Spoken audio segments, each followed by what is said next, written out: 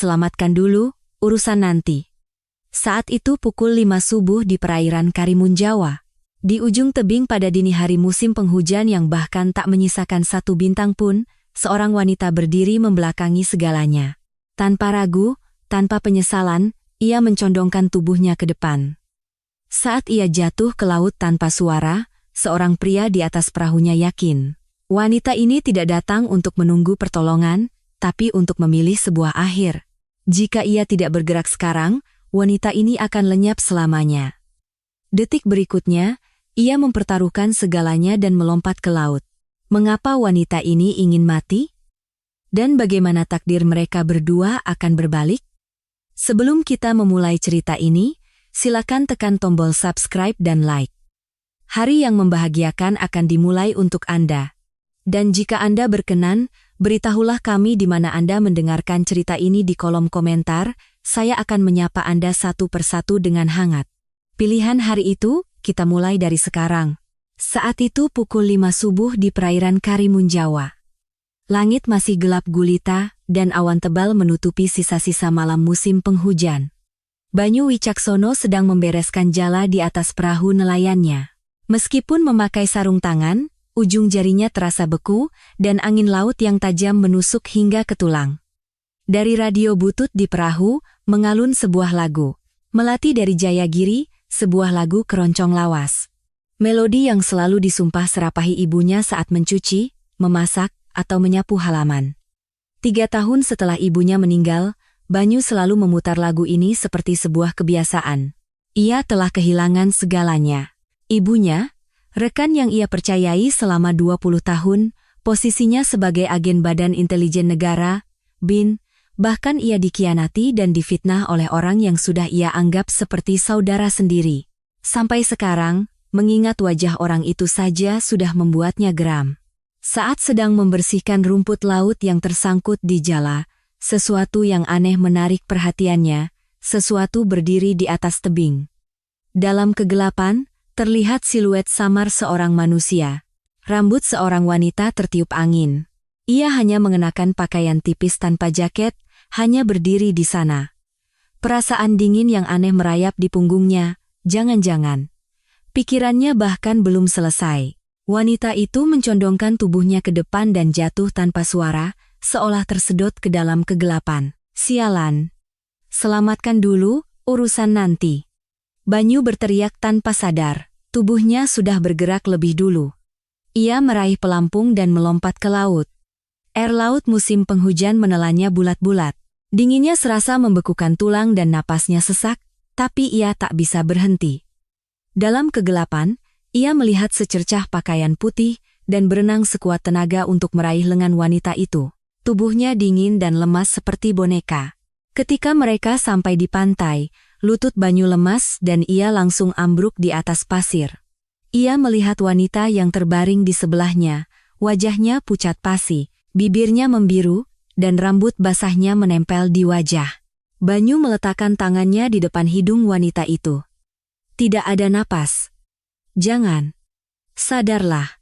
Banyu meletakkan tangannya di dada wanita itu dan mulai menekannya. 1, 2, 3, dengan cepat. Apa yang ia pelajari saat di BIN masih melekat di tangannya. Setelah 30 kali tekanan, ia mengangkat dagu wanita itu, menutup hidungnya, dan meniupkan napas ke mulutnya. Bibirnya dingin, terasa asin air laut. Bangun. Kubilang bangun. Ia menekan dadanya lagi, meniupkan napas lagi. Saat itu, wanita itu bergerak. Uhuk. Ia memuntahkan air laut, terbatuk-batuk sambil meringkukkan badannya. Ia hidup. Banyu terduduk lemas di tempat. Napasnya terengah-engah dan seluruh tenaganya seolah terkuras habis. Kenapa aku menolongnya? Aku bahkan tidak kenal dia. Ia sendiri tidak tahu. Tidak ada waktu untuk berpikir, tubuhnya bergerak lebih dulu. Ia menggendong wanita itu di punggungnya, ringan sekali. Rasanya seperti hanya tulang belulang, tubuh yang sudah lama tidak makan. Setiap kali angin berembus, pakaian basah mereka menempel di kulit, membuat gigi mereka bergemeletuk. Dari kejauhan, lagu Melati dari Jayagiri terdengar samar-samar dari radio yang ia tinggalkan di perahu. Banyu tersenyum kecut. Gara-gara dengerin lagu Melati, aku malah menyelamatkan orang. Sesampainya di rumah, ia membaringkan wanita itu di kamar. Ia melepaskan pakaian basahnya dan menyelimutinya dengan selimut kering. Ia menyalakan pemanas ruangan seadanya dan mengelap wajah serta tangan wanita itu dengan handuk hangat. Sedikit rona merah mulai kembali ke wajah wanita itu. Banyu bersandar di dinding dan duduk. Ia lelah, seluruh tubuhnya terasa berat. Siapa sebenarnya wanita ini? Kenapa dia mau bunuh diri? Pikirnya hingga ia tertidur. Di luar jendela, fajar mulai menyingsing. Keesokan harinya, Ayu Lestari membuka matanya. Langit-langit yang asing terlihat, dengan dinding kusam yang retak. Di mana ini? Aku di mana? Barulah ia teringat. Tebing, laut, air dingin, dan kegelapan. Bukankah aku sudah mati? Ia juga teringat mengapa ia ingin mati. Sebulan yang lalu, ia adalah direktur utama sebuah perusahaan kosmetik yang masuk dalam 10 besar perusahaan terkaya di negeri ini. Perusahaan yang ia bangun dengan darah dan keringat selama 20 tahun. Tapi karena pengkhianatan dingin dari putranya, ia kehilangan segalanya dalam semalam. Perusahaan, rumah, nama baik. Yang tersisa hanyalah sebuah amplop berisi uang 1 juta rupiah. Karena itulah ia datang ke sini. Untuk mengakhirinya, tapi ia selamat. Saat itu, pintu terbuka. Seorang pria masuk. Wajahnya legam terbakar matahari, dengan kerutan dalam didahi dan sekitar matanya, terlihat seperti berusia pertengahan 50-an, di tangannya ada setumpuk pakaian. Sudah bangun? Ya, kata pria itu dengan ketus. Ayu menarik selimutnya. Barulah ia sadar ia hanya mengenakan pakaian dalamnya, dan wajahnya memerah sampai ke telinga. Pakaian saya mana? Basah, jadi kulepaskan. Kalau tidak, kau bisa mati kedinginan. Pria itu melempar pakaian itu ke lantai. Pakai ini. Ayu membuka lipatan pakaian itu. Wajahnya mengeras. Itu adalah sebuah daster batik lusuh bermotif bunga. Model yang biasa dipakai ibu-ibu di kampung, ditambah celana panjang longgar dan rompi tebal yang kapasnya menyembul keluar. Semuanya bermotif bunga yang mencolok. Ayu, yang terbiasa memakai pakaian desainer mahal dari butik-butik mewah, kini harus memakai pakaian nenek-nenek yang dijual di pasar. Rasanya konyol, tapi ia tidak punya pilihan. Harus kupakai semua? Di sini pesisir, dingin, pakai semua. Tidak ada yang lain. Kalau tidak mau, pakai saja selimut. Daster tebal itu membungkus tubuh Ayu yang membeku dengan lembut. Melihat dirinya sendiri yang dipenuhi motif bunga warna-warni, ia ingin tertawa, tapi rasanya tidak terlalu buruk. Tak lama kemudian, pria itu datang membawa semangkuk bubur. Melihat Ayu, sudut bibirnya sedikit terangkat. Kenapa? Tidak, hanya saja. Cocok sekali. Jangan bohong. Sungguh, kau persis seperti nenek-nenek di kampung ini. Wajah Ayu memerah. Pria itu menyodorkan mangkuk. Makan. Ini di mana ya? Karimun Jawa. Rumahku. Namaku Banyu Wicaksono. Pria itu melipat tangannya. Tatapannya tajam. Kau siapa? Ayu menggigit bibirnya. Ia tidak boleh menyebutkan namanya. Jika ia bilang ia Ayu Lestari, bisa jadi muncul di berita dan ada yang mencarinya. Saya tidak tahu. Apanya? Saya tidak ingat apa-apa. Saya tidak tahu siapa saya. Pria itu menatap Ayu lama. Jantungnya terasa berdebar kencang. Tapi pria itu hanya tersenyum sinis. Tidak ingat? Nama juga? Iya. Kalau begitu. Melati. Hah? Namamu Melati. Aku menyelamatkanmu saat sedang mendengar lagu Melati dari Jayagiri. Napas Ayu tercekat. Pria ini yang menyelamatkannya. Dari laut musim penghujan yang dingin itu. Terima kasih. Sudahlah. Makan saja buburmu. Ayu mengambil mangkuk bubur. Satu suap, bubur hangat itu mengalir turun ke tenggorokannya dan menyebar ke seluruh tubuhnya. Barulah ia merasa hidup kembali. Gerakan sendoknya menjadi lebih cepat, ia tidak bisa berhenti. Ia lapar. Sangat lapar. Sudah lama tidak makan, ya, pikir Banyu dalam hati. Ia merasakannya saat menggendongnya semalam.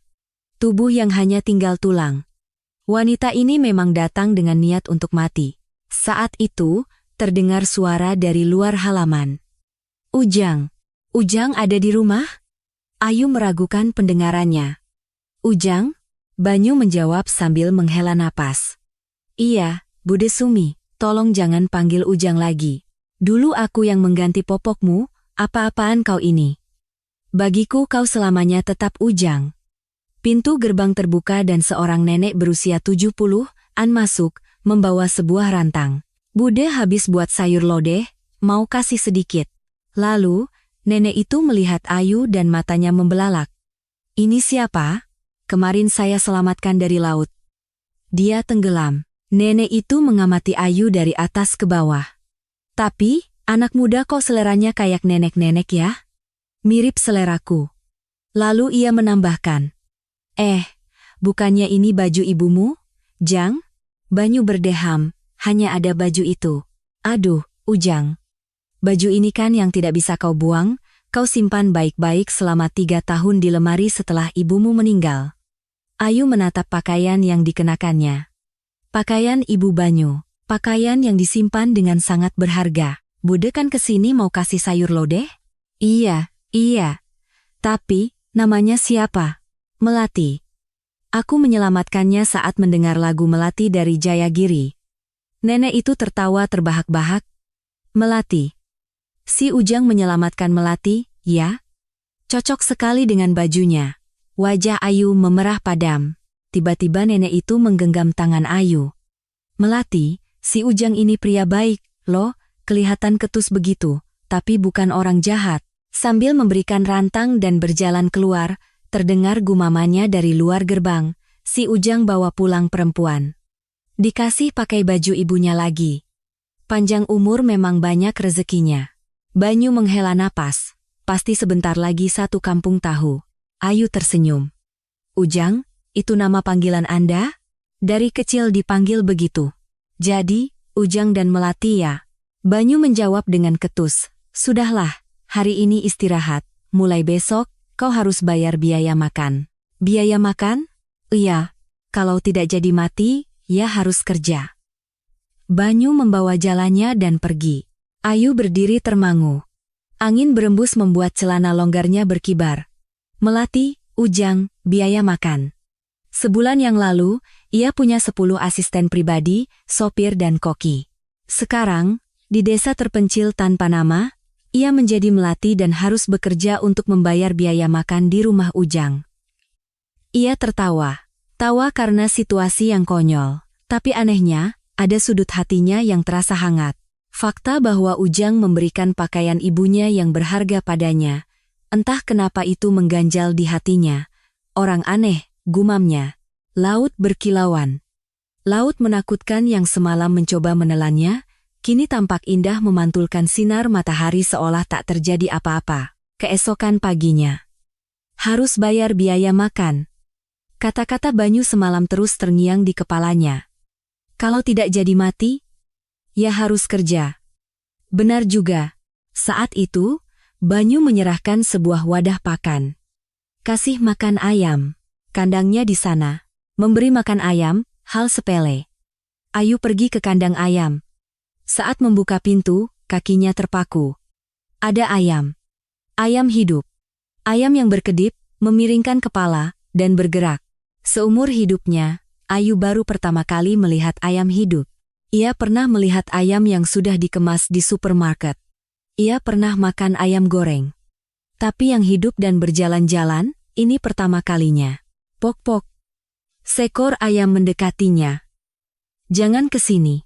Saat itu, ayam-ayam di belakangnya berhamburan keluar melalui pintu yang terbuka. Ayam-ayam itu kabur ke halaman. Mereka mengepakkan sayap, berlarian, membuat kekacauan. Kya! Ayu berteriak dan lari ke pojok. Saat itu, pintu gerbang terbuka. Mas, aku pulang. Seorang wanita muda bernama Sari membeku. Di halaman, ayam-ayam berlarian seperti orang gila. Seorang wanita berpakaian bunga-bunga gemetaran di pojok. Ini ada apa? Ada apa lagi? tangkap ayamnya. Banyu berlari mengejar ayam. Sari melempar tasnya dan ikut berlari. Heh, sini. Tangkap yang itu. Mereka berdua berlarian di halaman. Ayam-ayam itu sepertinya akan tertangkap tapi selalu berhasil lolos. Saat mereka mengulurkan tangan, ayam itu lari. Saat mereka mengepungnya, ayam itu terbang keluar. Sialan, ketangkap kau. Banyu menerkam seekor ayam tapi meleset dan jatuh tersungkur. Sari yang mengejar ayam lain terpeleset dan jatuh terduduk. Ayu hanya bisa menonton dari pojok. Apa yang sudah kulakukan? Setelah 20 menit, akhirnya semua ayam berhasil ditangkap. Banyu dan Sari mandi keringat. Sari menatap Ayu dengan tatapan dingin. Ini orang yang Mas selamatkan dari laut? Iya. Namanya Melati. Katanya amnesia? Jadi aku yang kasih nama. Amnesia? Terus mau apa di sini? Bayar biaya makan. Biaya makan? Memberi makan ayam saja tidak bisa? Ayu menundukkan kepalanya. Dulu ia adalah direktur utama perusahaan yang memimpin 10 besar perusahaan di Indonesia, tapi di sini, ia terlihat seperti orang yang tidak berguna. Malam harinya, Banyu dan Sari kembali setelah melaut. Ayu seharian tidak melakukan apa-apa, hanya memandangi laut. Saat masuk ke dalam rumah, Banyu sedang berdiri di depan panci tanah liat. Terdengar suara mendidih, dan aroma gurih memenuhi dapur. Sayur lodeh. Mencium aromanya, ujung hidungnya terasa perih. Aroma yang pernah ia kenal. Banyu menyiapkan meja makan, sepiring nasi putih, semangkuk sayur lodeh, dan sambal terasi. Hanya itu. Sebulan yang lalu, ia makan hidangan set menu di restoran hotel. Sekarang, di meja makan Reyot, hanya ada semangkuk sayur dan sambal. Tapi anehnya, suasana sekarang terasa lebih hangat. Kenapa? Tidak makan? Ayu menyendok sayur lodeh. Begitu masuk ke mulutnya, air matanya tumpah. Rasanya seperti masakan ibunya. Ibu kandungnya yang meninggal 10 tahun lalu. Sayur lodeh dengan nangka muda dan labu siam yang selalu dimasak ibunya. Ibu. Ayu menangis sambil memegang sendok. Ia tidak bisa menahannya. Banyu berhenti makan. Katanya amnesia, tapi ingat ibu ya. Ia sudah tahu sejak awal. Wanita ini menyembunyikan sesuatu. Tapi ia tidak ingin bertanya lebih jauh. Melihatnya menangis seperti itu, pasti bukan cerita yang ringan. Sudah meninggal? Iya. 10 tahun yang lalu. Begitu.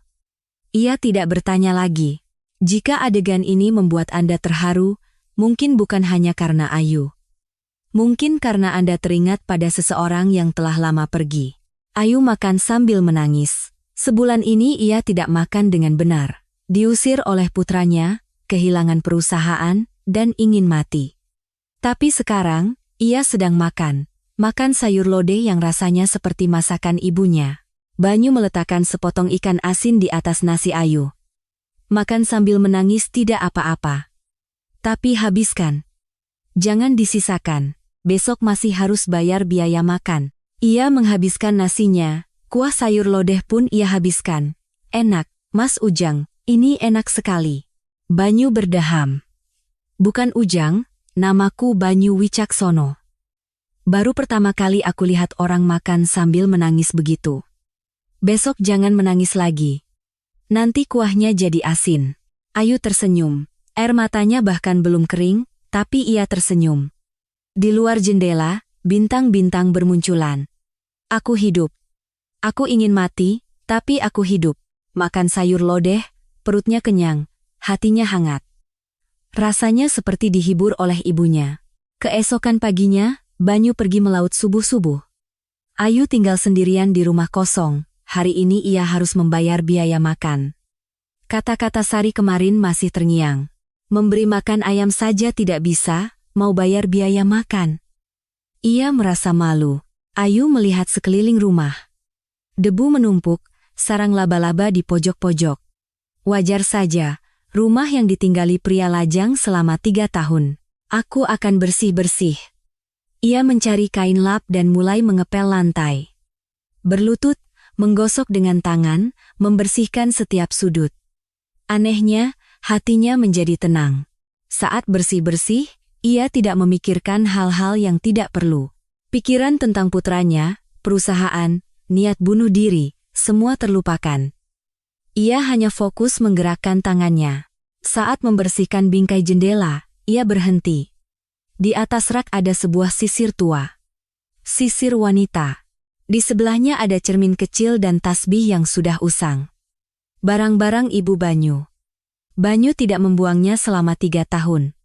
Pria ketus itu tidak membuang satupun barang ibunya. Ayu membersihkan barang-barang itu dengan hati-hati.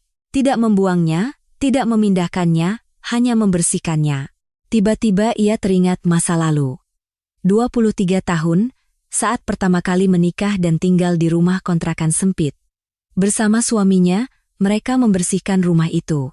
Karena tidak punya uang, mereka tidak bisa membeli perabotan baru, jadi mereka memungut perabotan bekas dan mengecatnya kembali.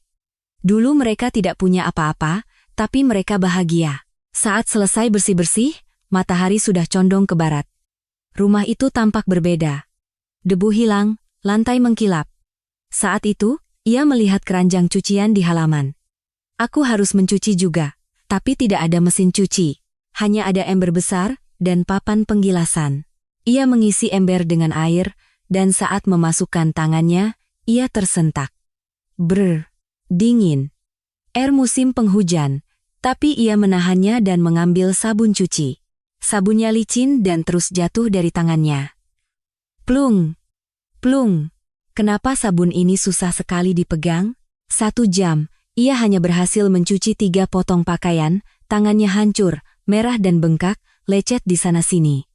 Saat itu, terdengar suara dari belakang, sedang apa? Itu Banyu. Mencuci. Tidak ada mesin cuci. Kan bisa ke laundry koin di kota. Seminggu sekali aku ke sana. Hah? Ayu termangu. Kenapa tidak bilang dari awal, Mas Ujang? Kau tidak tanya. Banyu melihat tangan Ayu. Lihat tanganmu. Tidak apa-apa. Apanya yang tidak apa-apa? Sini. Banyu menarik tangan Ayu. Ia mengambil kotak P3K dari dalam kamar dan mulai mengoleskan salep. Rasanya perih, tapi tangan Banyu hangat. Tangan yang kasar, tapi gerakannya sangat hati-hati. Bodoh, mencuci pakai tangan sampai begini. Kalau tanganmu rusak bagaimana? Ucapannya ketus, tapi sentuhannya hangat. Banyu bangkit dan melihat sekeliling rumah. Matanya membelalak. Loh, ini kenapa? Lantainya mengkilap. Jendelanya bersih, dan barang-barang ibunya di rak tetap di tempatnya, bersih mengkilap. Banyu berdiri terdiam sejenak. Saya yang membersihkan. Saya pikir setidaknya saya harus membayar biaya makan. Banyu berdeham. Hari ini, kau sudah bayar biaya makan. Hanya itu yang ia katakan. Tapi Ayu tahu, bagi Banyu, itu adalah kata-kata yang besar. Kau sudah bayar biaya makan. Kata-kata itu membekas di hatinya. Untuk pertama kalinya, ia merasa telah berhasil melakukan sesuatu. Laut diwarnai senja. Ia menatap tangannya. Ada salep di sana. Salep yang dioleskan Banyu. Orang aneh, pikirnya. Memarahinya tapi juga mengobatinya. Menegurnya tapi juga memperhatikannya. Entah kenapa, sudut hatinya terasa hangat. Pukul 5 subuh. Banyu mengetuk pintu kamar Melati. Melati, bangun. Kita harus berangkat sebelum matahari terbit. Melati menyembulkan wajahnya dari balik selimut.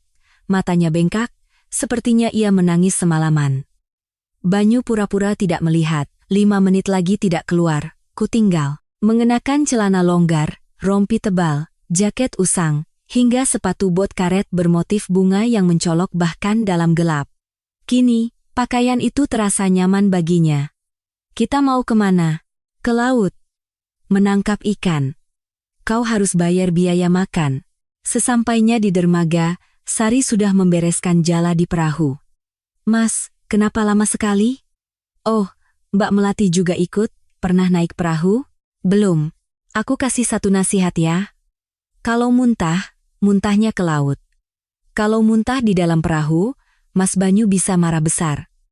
Wajah Melati memucat. Banyu naik ke perahu dan berkata, naik. Saya harus ikut, biaya makan. Satu kata itu sudah cukup. Dengan kaki gemetar, ia naik ke perahu. Begitu perahu meninggalkan pelabuhan, ombak mulai ganas. Berguncang-guncang. Wajah Melati yang awalnya pucat menjadi biru, lalu hijau. "Mbak, mukanya kenapa begitu?" "Kayak lampu lalu lintas," cibir Sari. "Enggak, apa-apa." 3 menit berlalu. Tiba-tiba Melati mencondongkan kepalanya ke sisi perahu. Huek. Ia mulai muntah. Tidak ada isi perut yang bisa keluar, tapi ia terus mual. Banyu mendekatinya dan mengusap punggungnya. Tidak apa-apa. Muntahkan saja semua.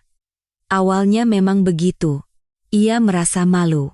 Sebulan yang lalu, ia terbang di kelas bisnis untuk perjalanan dinas ke luar negeri. Sekarang, ia muntah-muntah di perahu nelayan. Perahu berhenti. Jala diturunkan. "Melati, kau duduk saja. Saya mau bantu." "Sudah, tidak usah. Kau pusing dan lemas begitu mau bantu apa?" Banyu dan Sari melemparkan Jala ke laut. Ayu duduk berjongkok memperhatikan. Muntah, tidak bisa melakukan apa-apa. Ia merasa tak berguna. Saat itu, langit mulai terang. Ujung cakrawala diwarnai merah muda. Perlahan, kegelapan tersingkir, dan langit berubah menjadi oranye, merah muda, lalu ungu. Wow, matahari terbit. Bola api merah perlahan muncul dari ujung laut. Cahaya keemasan tumpah di atas ombak. Tak ada yang bicara. Mereka hanya menyaksikan matahari terbit. Air mata mengalir di pipi Melati. Ia teringat suaminya yang meninggal 20 tahun lalu. Matahari terbit yang mereka lihat bersama saat bulan madu. Saat itu juga di Karimun Jawa. Suaminya memeluk Ayu dan berkata, "Kita lihat matahari terbit bersama selamanya ya, sampai tua nanti." Janji yang tak bisa ditepati. Suaminya pergi, dan Ayu hidup sendiri selama 20 tahun. Ia bekerja tanpa henti, bahkan tak punya waktu untuk melihat matahari terbit. Tapi sekarang, ia melihat matahari terbit di atas perahu nelayan. Setelah muntah, dipermalukan, dan tidak bisa melakukan apa-apa, pemandangannya begitu indah. Banyu melirik Melati. Ia sedang menangis. Banyu tidak bertanya. Ia tahu, saat ingin menangis, orang harus menangis. Sari bertanya dengan suara pelan, "Mas, Mbak itu kenapa menangis?" "Tidak tahu." "Apa dia benar-benar amnesia?" "Entahlah." Sari melihat Melati. Memakai pakaian lusuh, muntah, dan menangis. Kemarin ia masih kesal, tapi sekarang ia merasa kasihan. Melati menyeka air matanya dengan lengan bajunya. "Maaf, tiba-tiba menangis." "Sudahlah. Kalau mau menangis, menangis saja. Laut akan menerima semuanya," kata Banyu sekenanya. "Tapi setelah menangis, kerja. Kerja lagi? Tentu saja. Menangis itu tidak gratis." Banyu tersenyum tipis. Melati pun ikut tersenyum. Air matanya bahkan belum kering. "Anda orang aneh, Mas Ujang." "Apanya?" "Menyuruh orang menangis, lalu bicara soal biaya makan." "Memang begitu. Di dunia ini tidak ada yang gratis." Banyu mulai menarik Jala. "Melati, ada ikan. Lihat sini." Jala diangkat. Ikan-ikan berwarna perak menggelepar. Berkilauan di bawah sinar matahari. Melati menatapnya terpukau. "Mereka hidup, aku juga hidup." Air matanya mengalir lagi, kali ini bukan karena sedih. Banyu berkata tanpa menoleh, "Menangis lagi?" "Tidak." "Bohong." "Sudah. Menangis saja. Kan katanya laut yang akan menerima." Sari tersenyum. "Mas Banyu diam-diam perhatian juga ya." "Perhatian apanya?" "Berisik." Banyu menjawab ketus, tapi telinganya memerah. Matahari telah terbit, dan seluruh dunia bermandikan cahaya keemasan. Untuk pertama kalinya, ia penasaran dengan hari esok. Jika adegan ini membuat mata Anda panas, mungkin karena cerita ini terasa sedikit seperti cerita Anda sendiri. Malam itu, Ayu tidak bisa tidur. Berbaring di kamar sempit, ia menatap langit-langit. Suara ombak terdengar dari kejauhan. Saat memejamkan mata, kenangan lama muncul. 20 tahun lalu, suaminya meninggal dalam kecelakaan lalu lintas. Putranya, Reno, baru berusia 10 tahun. Anak yang menangis sambil memegang tangan ayahnya. "Mama, Kenapa papa tidak bangun? Malam itu, Ayu berjanji. Ia akan melindungi anak ini. Yang ditinggalkan suaminya hanyalah sebuah perusahaan kosmetik kecil, 30 karyawan, dengan utang yang lebih banyak. Ibu kandungnya yang merawat Reno, sementara Ayu mencurahkan segalanya untuk perusahaan. Meski begitu, ia tidak pernah absen dari acara sekolah, pertandingan olahraga, pertemuan orang tua, wisuda, ia selalu datang. Reno pintar, baik, dan manja. Ayu menuruti semua keinginannya. Les, bimbingan belajar, uang saku. Apapun yang putranya inginkan, ia berikan. Saat SMA, Reno ingin sekolah di luar negeri, Ayu mengirimnya. Ia masuk universitas bergengsi di Amerika. Uang sekolah, biaya hidup, uang saku, setiap kali Reno minta uang, Ayu selalu mengirimkannya. Karena ia putranya. Tapi setelah di luar negeri, Reno berubah. Telepon selalu singkat dan ia menjadi ketus. Tetap saja, karena ia putranya, Ayu memakluminya. Pasti sibuk, pasti lelah karena belajar. Setelah lulus kuliah dan kembali ke Indonesia, Reno membawa seorang wanita bernama Sandra. Katanya teman kuliah, tapi ternyata ia adalah putri dari direktur utama perusahaan saingan, Cahaya Global. Ayu khawatir, tapi karena putranya menyukainya, ia merestuinya. Itu adalah sebuah kesalahan. Setelah menikah, Sandra mulai meracuni pikiran Reno. Mas, apa mama benar-benar sayang sama mas? Kalau benar-benar sayang, dia pasti sudah menikah lagi dan memberimu seorang ayah. Baginya, perusahaan lebih penting dari mas. Kasihan sekali mas waktu kecil. Tanpa ayah, mama selalu di kantor, makan sendiri, tidur sendiri. Mas itu terlalu baik. Ditelantarkan begitu, tapi tidak pernah menyalahkan mama. Kalau aku jadi mas, sudah lama aku pergi. Dia seperti ular. Tidak memaki secara langsung, tapi berpura-pura bersimpati. Mengatakan kasihan, tidak mendapat kasih sayang, betapa kesepiannya Reno. Selama 2 tahun, perlahan-lahan ia menanamkan racun di hati putranya. Reno adalah anak yang tidak bisa membuat keputusan sendiri. Sejak kecil, semua keinginannya selalu dituruti. Itulah yang menjadi racun. Ia percaya semua kata-kata Sandra dan tidak bisa hidup tanpanya. 6 bulan lalu, Reno datang. Ma, ada yang mau aku bicarakan. Apa? Mama kan cuma tahu perusahaan. Apa mama pernah peduli padaku? Apa maksudmu, Reno? Saat kau sakit, mama begadang di rumah sakit. Mama tidak pernah absen dari acara sekolahmu. Itu kan sudah kewajiban. Teriak Reno. Karena mama adalah ibu, itu sudah sewajarnya. Apa aku harus berterima kasih untuk itu? Reno, kalau mama benar-benar percaya padaku, serahkan perusahaan ini padaku. Apa? Aku sekarang sudah 30 tahun, Ma, tapi aku tidak punya posisi yang jelas. Hanya jabatan direktur, tapi tidak punya hak mengambil keputusan. Itu karena mama. Apa? Tidak percaya padaku, kan? Mama selamanya menganggapku anak kecil. Sandra di sebelahnya memegang tangan Reno. Mas Reno benar, Ma. Mama tidak tahu betapa sedihnya dia. Punya kemampuan tapi tidak diberi kesempatan. Ayu menatap putranya. Matanya dingin. Sejak kapan ia punya mata seperti itu? Apa aku yang salah? Pikirnya. Apa aku tidak mempercayai putraku? Apa aku terlalu lama memegangnya? Akhirnya, ia menyerahkannya. Jabatan direktur utama ia berikan pada Reno, dan Ayu menjadi ketua Dewan Kehormatan. Sekarang, biarlah putraku yang mengurusnya. Putra yang kubesarkan dengan baik, aku akan percaya padanya. Saat itu, ia tidak tahu malapetaka apa yang akan dibawa oleh keputusan ini. 3 bulan kemudian, Reno datang lagi, dengan Sandra yang menempel di sisinya. Ma, kita akan merger dengan Cahaya Global. Saat melihat dokumennya, itu bukan merger. Perusahaannya akan dicaplok. Direktur utamanya adalah Tirta Yasa, ayah Sandra. Reno, apa-apaan ini? Perusahaan ini peninggalan ayahmu. Aku yang membangunnya dengan darah dan keringat selama 20 tahun. Aku tahu. Tapi zaman sudah berubah. Aku memberimu perusahaan ini karena aku percaya padamu, Tapi apa ini? Aku hanya membuat keputusan terbaik sebagai seorang pebisnis. Ma, bisnis tidak dijalankan dengan perasaan. Kata-kata itu membuat kepalanya kosong. Ia percaya padanya karena ia putranya. Reno, ini pasti suruhan Sandra, kan? Keluarga mereka dari awal memang mengincar ini, kan? Jangan menjelek-jelekan Sandra. Apa salahku padamu? Kenapa kau begini? Salah? Reno tersenyum sinis. Mama kan selamanya hanya tahu perusahaan. Mama tidak peduli padaku. Kenapa nenek yang membesarkanku, bukan mama?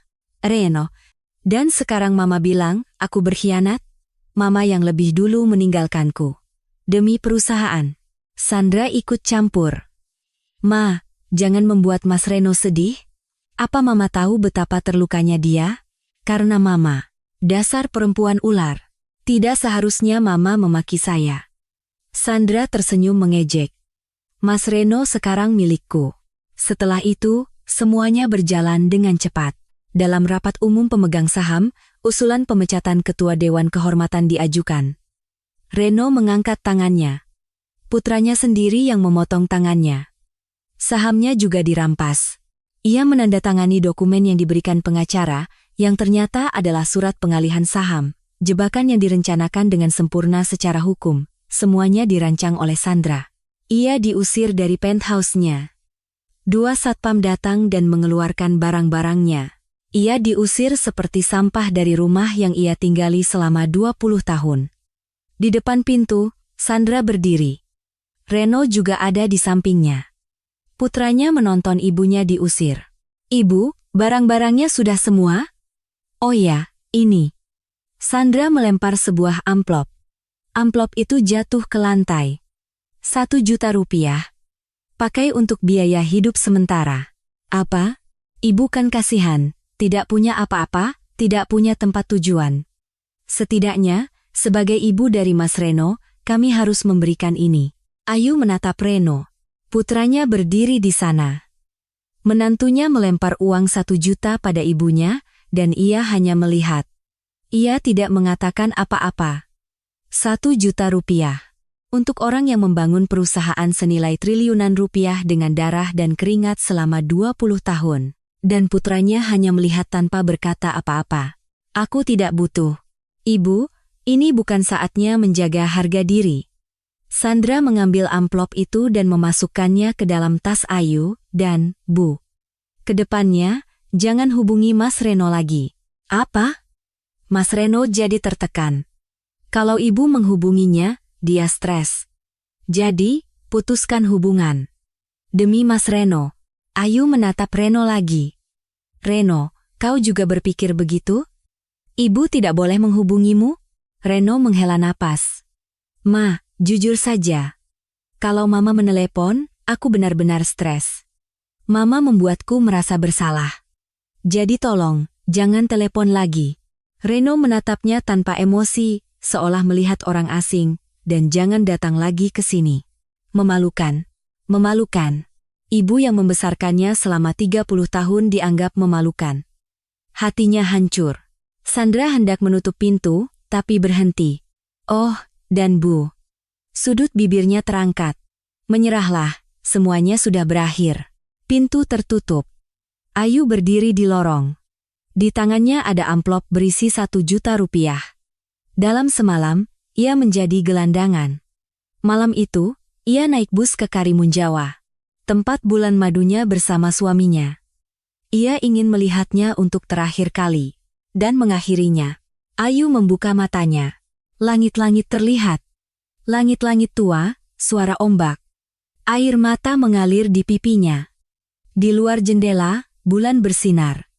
Cahaya bulan pecah di atas laut Karimun Jawa. Malam itu, Banyu juga tidak bisa tidur. Suara ombak terdengar dari kejauhan.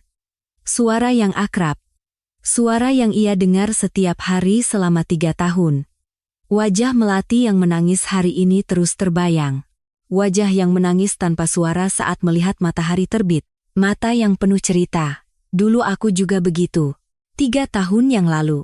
Banyu juga menangis seperti itu. Sendirian di depan laut. Saat memejamkan mata, kenangan lama muncul. Banyu adalah agen BIN. Ia bekerja di sana selama 20 tahun. Sejak lulus kuliah, setengah hidupnya ia abdikan untuk pekerjaan itu. Ia pernah ditugaskan di luar negeri, menjalankan misi berbahaya. Pernah tertembak, pernah ditusuk. Ada 12 bekas luka di tubuhnya. Ia tidak menyesal. Ia berpikir ia bekerja untuk negara. Ia bangga. Namun, selama 20 tahun, ia jarang pulang ke kampung halaman. Ibunya ada di sana, tapi ia selalu beralasan sibuk dengan pekerjaan, dengan misi.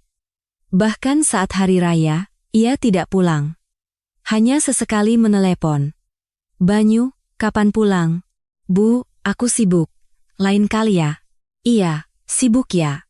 Anak ibu berjuang keras menjaga negara. Ibunya selalu berkata begitu, tidak pernah mengeluh. Adiknya, Sari, yang tinggal di kampung dan merawat ibu mereka. Ia tidak menikah dan tetap di sisi ibunya. "Mas, ibu sudah semakin lemah. Pulanglah sekali-kali." "Iya." Setelah misi ini selesai, aku pulang, entah sudah berapa kali ia mengucapkan kata-kata itu. Tapi ia tidak pernah pulang. Di atas segalanya, ia punya rekan-rekan. Haryono. Mereka masuk pada saat yang sama. Berlatih bersama, misi pertama juga bersama. Selama 20 tahun, mereka seperti saudara. Minum bersama, saling mempercayakan nyawa. "Banyu, kalau kita pensiun nanti, kau mau apa?" "Entahlah. Mungkin pulang kampung merawat ibu." "Bagus juga, aku juga ingin tinggal di pesisir." Mereka tertawa sambil mengangkat gelas. Saat itu, ia pikir itu adalah ketulusan. 3 tahun lalu, misi terakhirnya. Misi rahasia di sebuah negara di Asia Tenggara. Banyu sebagai ketua tim, Haryono sebagai wakilnya, isi misinya sederhana. Menghubungi informan lokal dan menerima informasi. Misi yang tidak berbahaya. Tapi itu adalah jebakan. Sesampainya di lokasi pertemuan, orang-orang bersenjata sudah menunggu. Lebih dari 10 orang. Apa ini? Tembakan meletus. Salah satu anggota timnya jatuh. Darah muncrat. "Berlindung!" teriak Banyu. Baku tembak terjadi. Peluru berdesingan dari segala arah. Haryono ada di sampingnya. Tapi aneh.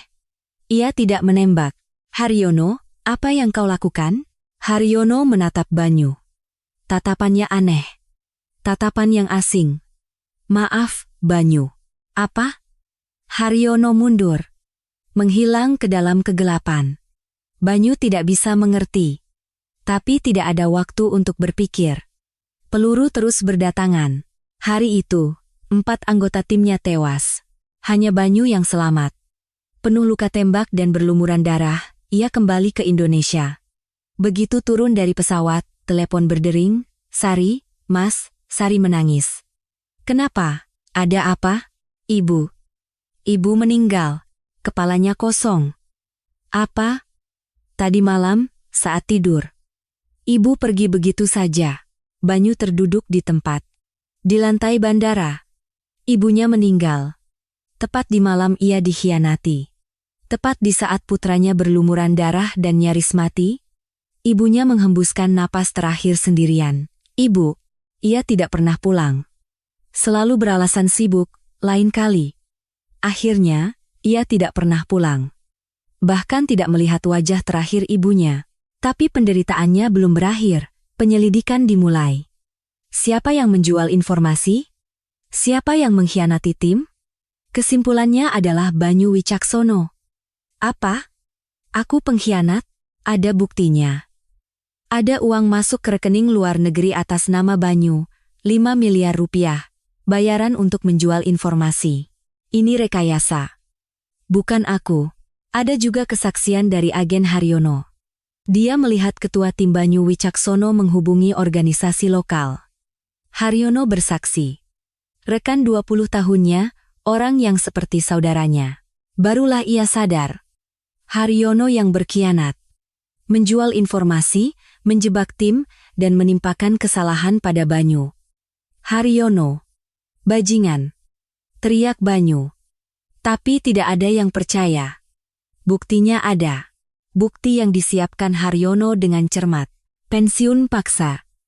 Pemecatan tidak terhormat. Agen Banyu Wicaksono, mulai hari ini diberhentikan. 20 tahun pengabdian hilang dalam semalam. Dalam sehari, ia kehilangan segalanya. Ibunya, rekannya, semua yang ia bangun selama 20 tahun. Banyu pulang ke Karimun Jawa. Ia mengurus pemakaman ibunya. Sari yang menyiapkan semuanya sendirian. Banyu tidak melakukan apa-apa. Tidak bisa melakukan apa-apa. Setelah pemakaman, ia duduk di rumah kosong. Kamar yang dulu dipakai ibunya. Aroma ibunya masih tertinggal.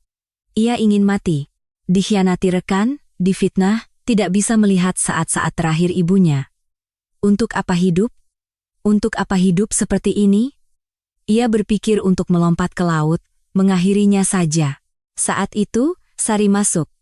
"Mas, aku kan ada di sini." Sari duduk di depan Banyu. Matanya merah dan bengkak. Wajah yang menangis berhari-hari. "Kalau ibu tidak ada, aku sendirian. Kalau mas juga tidak ada, aku bagaimana? Mas, jangan mati. Kumohon." Sari memegang tangan Banyu. "Aku percaya mas. Aku tahu mas bukan pengkhianat. Ibu kita juga tahu. Jadi, jangan mati." Banyu tidak bisa berkata apa-apa, hanya air mata yang mengalir. Malam itu, Banyu tidak jadi mati. Demi Sari. Demi adiknya yang akan sendirian. Beberapa hari kemudian, Sari berkata, "Mas, tinggal di sini saja bersamaku." "Apa?" "Jangan kembali ke Jakarta. Tinggal di sini, kita jadi nelayan saja." "Nelayan?" "Iya. Kita beli perahu. Aku kan dari kecil sudah belajar dari ayah. Mas juga pasti cepat belajar." Sari tersenyum. "Masa orang yang dilatih di bin tidak bisa menangkap ikan? Kita hidup saja di laut. Jangan berpikir yang rumit-rumit." Banyu tidak bisa berkata apa-apa. Adiknya memberinya alasan. Alasan untuk hidup. "Mas, ibu pasti juga ingin begitu. Mas hidup tenang di sini. Jangan tinggalkan aku sendiri ya, Mas."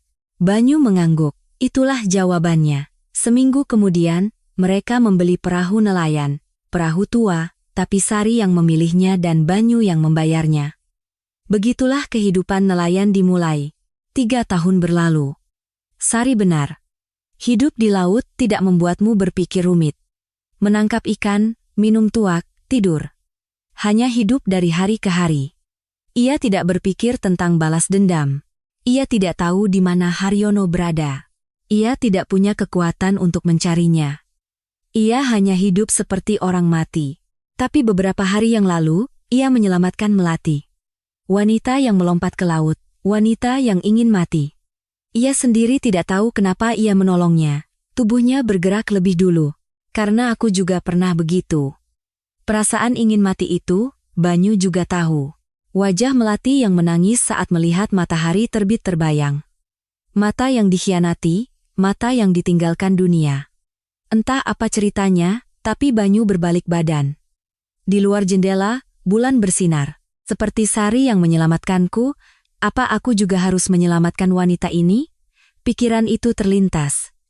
"Setidaknya, suruh dia bayar biaya makan dulu," pikirnya sambil memejamkan mata. Ia tidak bisa tidur. Wajah rekan-rekannya yang tewas terbayang. Wajah Haryono juga. Wajah ibunya. "Suatu hari nanti, akan kubalas. Lihat saja kau, Haryono." Ia mengepalkan tangannya. Suara ombak terdengar sepanjang malam. 1 bulan berlalu. Ayu mulai terbiasa dengan kehidupan di desa nelayan. Bangun subuh, memasak nasi, dan saat Banyu dan Sari pulang dari laut, ia membersihkan ikan dan menyiapkan makan malam. Dengan menggerakkan tubuhnya, ia tidak memikirkan hal-hal lain. Pikiran tentang putranya, menantunya, perusahaan yang dirampas, perlahan-lahan menjauh dari kepalanya. Tangannya juga berubah. Awalnya penuh lecet, kini kapalan. Membersihkan sisik ikan, melepaskan jala yang kusut, ia sudah bisa melakukannya dengan baik. "Mbak, lihat tangannya." Sari memegang tangan Ayu. Sudah jadi tangan orang pesisir. Beda sekali dengan waktu pertama kali datang. "Benarkah?" "Iya." Waktu itu kan dikejar-kejar ayam, mencuci sampai lecet. Ayu pun tersenyum. Sebulan yang lalu terasa begitu jauh. Hari di mana ia kebingungan memakai pakaian bermotif bunga terasa seperti baru kemarin. Malamnya, mereka bertiga makan bersama. Sayur asem buatan Sari, rasanya segar dan hangat. Banyu makan dengan lahap, lalu melirik mangkuk nasi Ayu. Kenapa tidak makan? Ini sedang makan. Kau hanya mengaduk-aduk nasi. Makan yang banyak biar bertenaga. Sari tertawa kecil. Sejak kapan Mas peduli sama orang lain? Bukan peduli.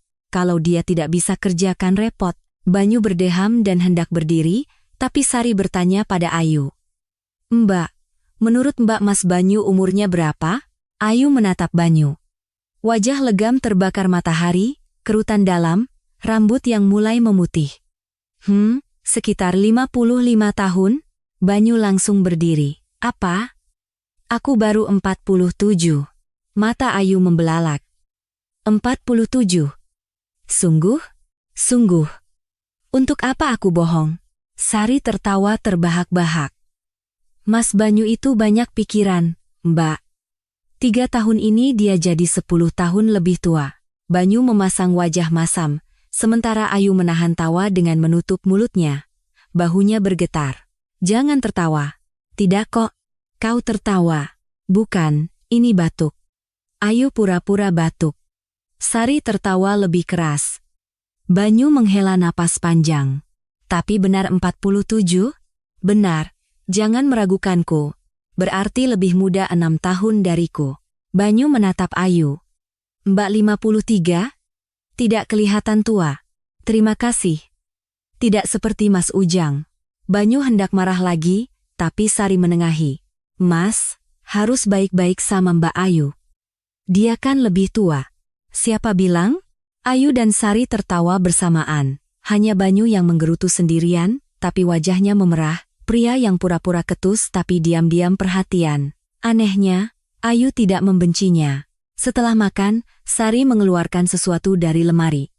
Mbak, ini sebuah sweater. Sweater hijau, sedikit berbulu tapi bersih. Ini apa? Punyaku, tapi sepertinya lebih cocok untuk Mbak. Pagi dan malam kan dingin. Ayu menerima sweater itu, tenggorokannya tercekat. Sari, terima kasih. Terima kasih untuk apa? Kita kan sekarang keluarga. Keluarga. Kata itu menusuk hatinya. Sebulan yang lalu ia tidak punya siapa-siapa, tapi sekarang ada orang-orang yang memperhatikannya. Keesokan paginya, Banyu membawa perahunya ke laut. Hari ini ada tamu yang menyewa perahunya. Agak aneh ada yang menyewa di musim sepi seperti ini. Di dermaga, 2 orang tamu menunggu.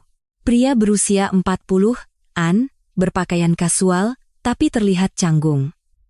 Pakaian mereka terlalu baru, kaku seperti baru dibeli. Selamat datang. Silakan naik. Para tamu naik ke perahu, tapi Banyu menyipitkan matanya saat melihat pancing yang mereka bawa. Sekarang musim penghujan. Musim ikan kakap. Tapi pancing itu untuk musim kemarau, untuk menangkap ikan barakuda. Orang yang hobi memancing tidak akan membawa peralatan seperti itu. Mereka bukan datang untuk memancing. Banyu menyalakan mesin perahu tanpa berkata apa-apa. Selama perahu melaju ke tengah laut, para tamu itu hanya duduk sambil memegang pancing, tapi mata mereka terus melihat ke arah lain. Bukan ke laut, tapi ke arah desa. Ke arah rumah Banyu. Pak, sudah lama tinggal di sini? Salah satu dari mereka bertanya. 3 tahun. Tinggal sendiri? Mata Banyu menajam. Kenapa? Oh tidak. Hanya saja, pasti kesepian ya. Ia berkata sambil tersenyum, tapi matanya tidak tersenyum. Banyu sudah dilatih selama 20 tahun untuk membaca mata orang. Itu bukan mata pemancing, itu mata orang yang sedang mencari informasi. Akhir-akhir ini banyak tamu, Pak? Musim sepi, tidak ada. Tapi waktu kami datang tadi, ada seorang ibu di halaman. Keluarga Bapak. Tangan Banyu menegang, mereka melihat Melati. Bajingan ini melihat Melati. Kenapa kalian bertanya? Oh, hanya penasaran. Cantik orangnya. Kedua pria itu saling lirik dan tersenyum. Banyu menggeram dalam hati. Memancing hanya formalitas. 1 atau 2 jam kemudian, mereka minta pulang. Tidak dapat satu ikan pun, tapi mereka tidak peduli. Lain kali kami datang lagi, kata mereka saat turun. Banyu tidak menjawab dan membereskan perahu. Setelah mereka pergi, barulah Banyu bersandar di pagar perahu dengan tangan terlipat. Keningnya berkerut dalam. Siapa mereka? Siapa yang mengirim mereka? Instingnya dari zaman di Bin kembali. Ada yang aneh, ada bau bahaya. Bau yang sudah ia cium selama 20 tahun. Saat kembali ke rumah, terdengar tawa dari halaman. Bude Sumi ada di sana, sedang mengobrol dengan Ayu dan Sari. Saat Banyu masuk, Bude Sumi melambaikan tangan. Ujang, pas sekali kau datang. Ada apa Buje? Bukan apa-apa. Akhir-akhir ini ada orang aneh datang ke desa, tanya-tanya. Telinga Banyu menajam. Tanya apa, Bude? Siapa yang tinggal di rumah Ujang? Ada perempuan atau tidak? Dari mana perempuan itu? Begitu. Wajah Banyu mengeras. Bagaimana rupa orang-orang itu? Pria sekitar 40-an. Pakai kemeja rapi. Orang sini kan tidak pakai baju begitu, jadi langsung kelihatan. Orang yang berbeda dengan yang memancing tadi. 2 tim, minimal 4 orang. Terorganisir. Setelah Bude Sumi pergi, Banyu berdiri di halaman, tenggelam dalam pikirannya, Melati. Siapa sebenarnya wanita ini? Kenapa orang-orang seperti itu mencarinya? Pengakuannya soal amnesia adalah bohong. Ia sudah tahu sejak awal. Tapi ia tidak bertanya. Ia ingin menunggu sampai wanita itu sendiri yang bercerita. Tapi sekarang, ia tidak bisa menunggu lagi. Setelah makan malam, Banyu memanggil Ayu. Melati, keluar sebentar. Ayu keluar ke halaman. Banyu berdiri di sana, tatapannya tajam. Tadi ada tamu aneh, mereka bukan datang untuk memancing. Oh ya, Bude Sumi juga bilang begitu. Ada orang asing yang tanya-tanya di desa. Mereka bertanya tentang kau. Wajah Ayu memucat. Melati, siapa yang mencarimu?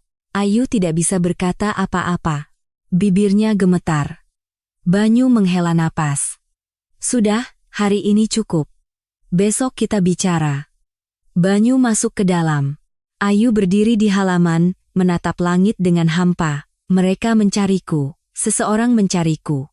Wajah Sandra terbayang di benaknya. Wajah yang tersenyum saat menutup pintu. Menyerahlah. Semuanya sudah berakhir. Wanita itu tidak akan tinggal diam. Ia pasti akan memeriksa, apakah ibu mertuanya sudah mati atau masih hidup, dan jika masih hidup, ia akan membungkamnya. Itulah sifatnya. Selalu memastikan sampai tuntas, selalu menginjak sampai habis, tangannya gemetar. Ketakutan yang sudah ia lupakan selama sebulan kembali menghantuinya. Angin malam terasa dingin. Malam itu, Ayu tidak bisa tidur. Keesokan siangnya, Bude Sumi datang berlari-lari. Di tangannya ada ponsel, napasnya terengah-engah. Ujang. Ujang ada di rumah, Banyu keluar ke halaman. Ada apa, Bude? Kenapa? Lihat ini. Cepat lihat. Bude Sumi menyodorkan ponselnya. Layar berita. Jantung Ayu serasa jatuh. Mantan Direktur Utama Lestari Ayu Kosmetik, Ayu Lestari, hilang selama sebulan. Putra, Reno, memohon ibunya ditemukan. Di layar, ada foto Ayu. Mengenakan setelan bisnis, tersenyum cerah. Ayu Lestari sebulan yang lalu.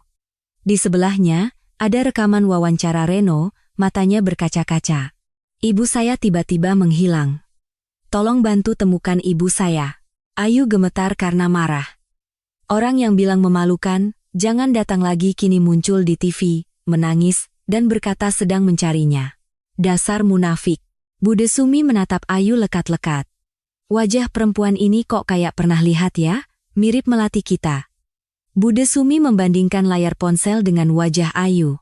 Tapi rambut perempuan ini panjang, Melati kan pendek. Bude Sumi bergumam sendiri. Badannya juga lebih kurus. Tapi ya, kalau pakai daster bunga-bunga begini, Direktur Utama juga tidak akan dikenali. Wajah Ayu memucat. Kakinya lemas, jantungnya berdebar kencang. Banyu mengambil ponsel itu. Ia melihat layar, lalu melihat Ayu, lalu kembali ke layar. Tatapannya perlahan berubah menjadi keyakinan. Melati, ikut aku. Banyu menarik lengan Ayu dan membawanya ke dalam rumah. Bude Sumi berteriak dari belakang. Heh, Ujang, mau kemana? Apa tidak perlu panggil polisi? Banyu membanting pintu kamar. Di dalam kamar hening. Banyu berdiri dengan tangan terlipat, sementara Ayu duduk meringkuk di lantai. Ia tidak bisa mengangkat kepalanya, Melati, atau Nyonya Ayu Lestari. Ayu tersentak.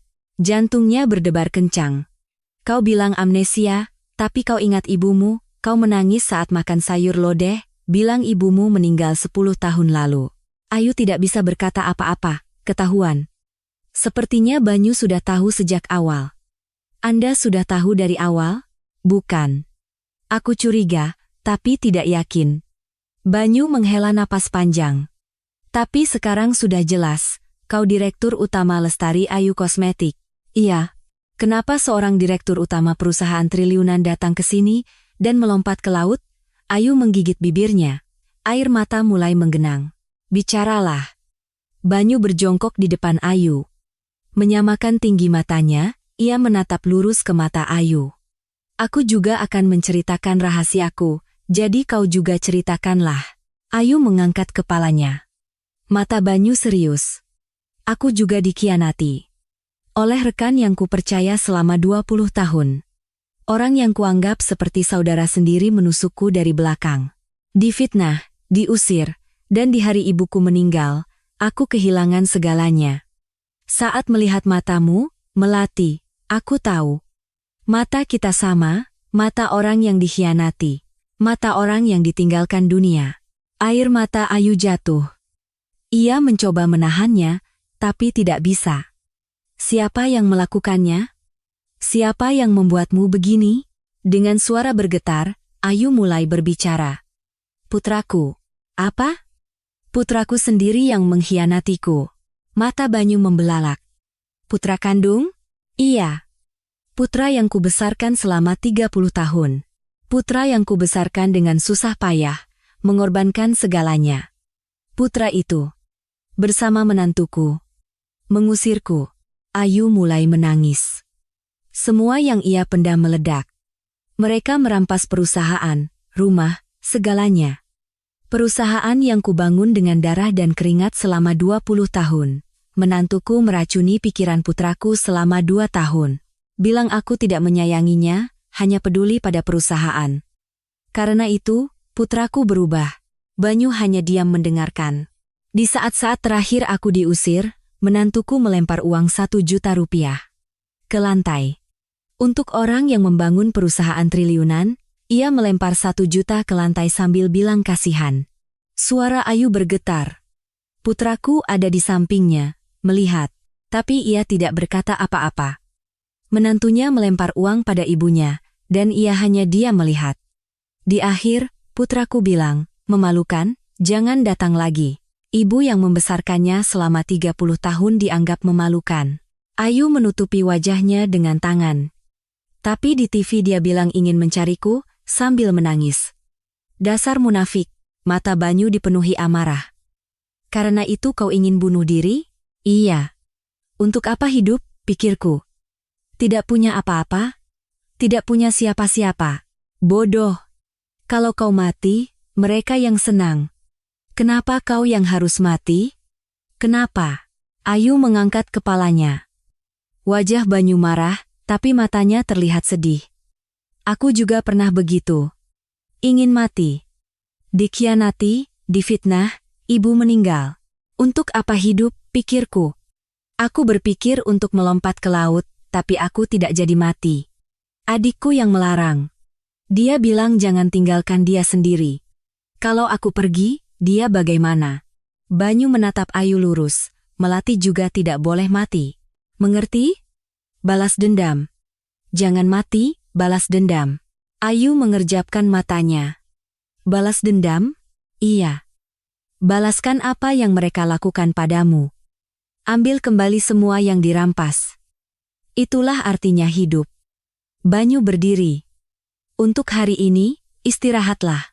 Besok kita bicara lagi. Banyu hendak keluar, tapi Ayu memanggilnya. Tunggu. Apa? Kenapa? Kenapa Anda begitu baik padaku? Aku orang asing, pembohong. Banyu berhenti. Tanpa menoleh, ia berkata, aku tidak tahu. Aku juga tidak tahu kenapa. Hening sejenak. Mungkin. Karena kau mirip denganku. Lalu ia keluar. Ayu duduk termangu. Bekas air matanya terasa kaku, matanya panas, balas dendam. Kata-kata itu terus terngiang di kepalanya, ia ingin mati. Ingin mengakhiri segalanya, tapi pria ini menyelamatkannya. Dan menyuruhnya balas dendam. Di luar jendela, bulan bersinar. Cahaya bulan pecah di atas laut Karimun Jawa. Ayu mengepalkan tangannya. Balas dendam. Kata itu untuk pertama kalinya menyalakan api di hatinya. Ayu tidak bisa tidur semalaman. Matanya bengkak, kepalanya pusing.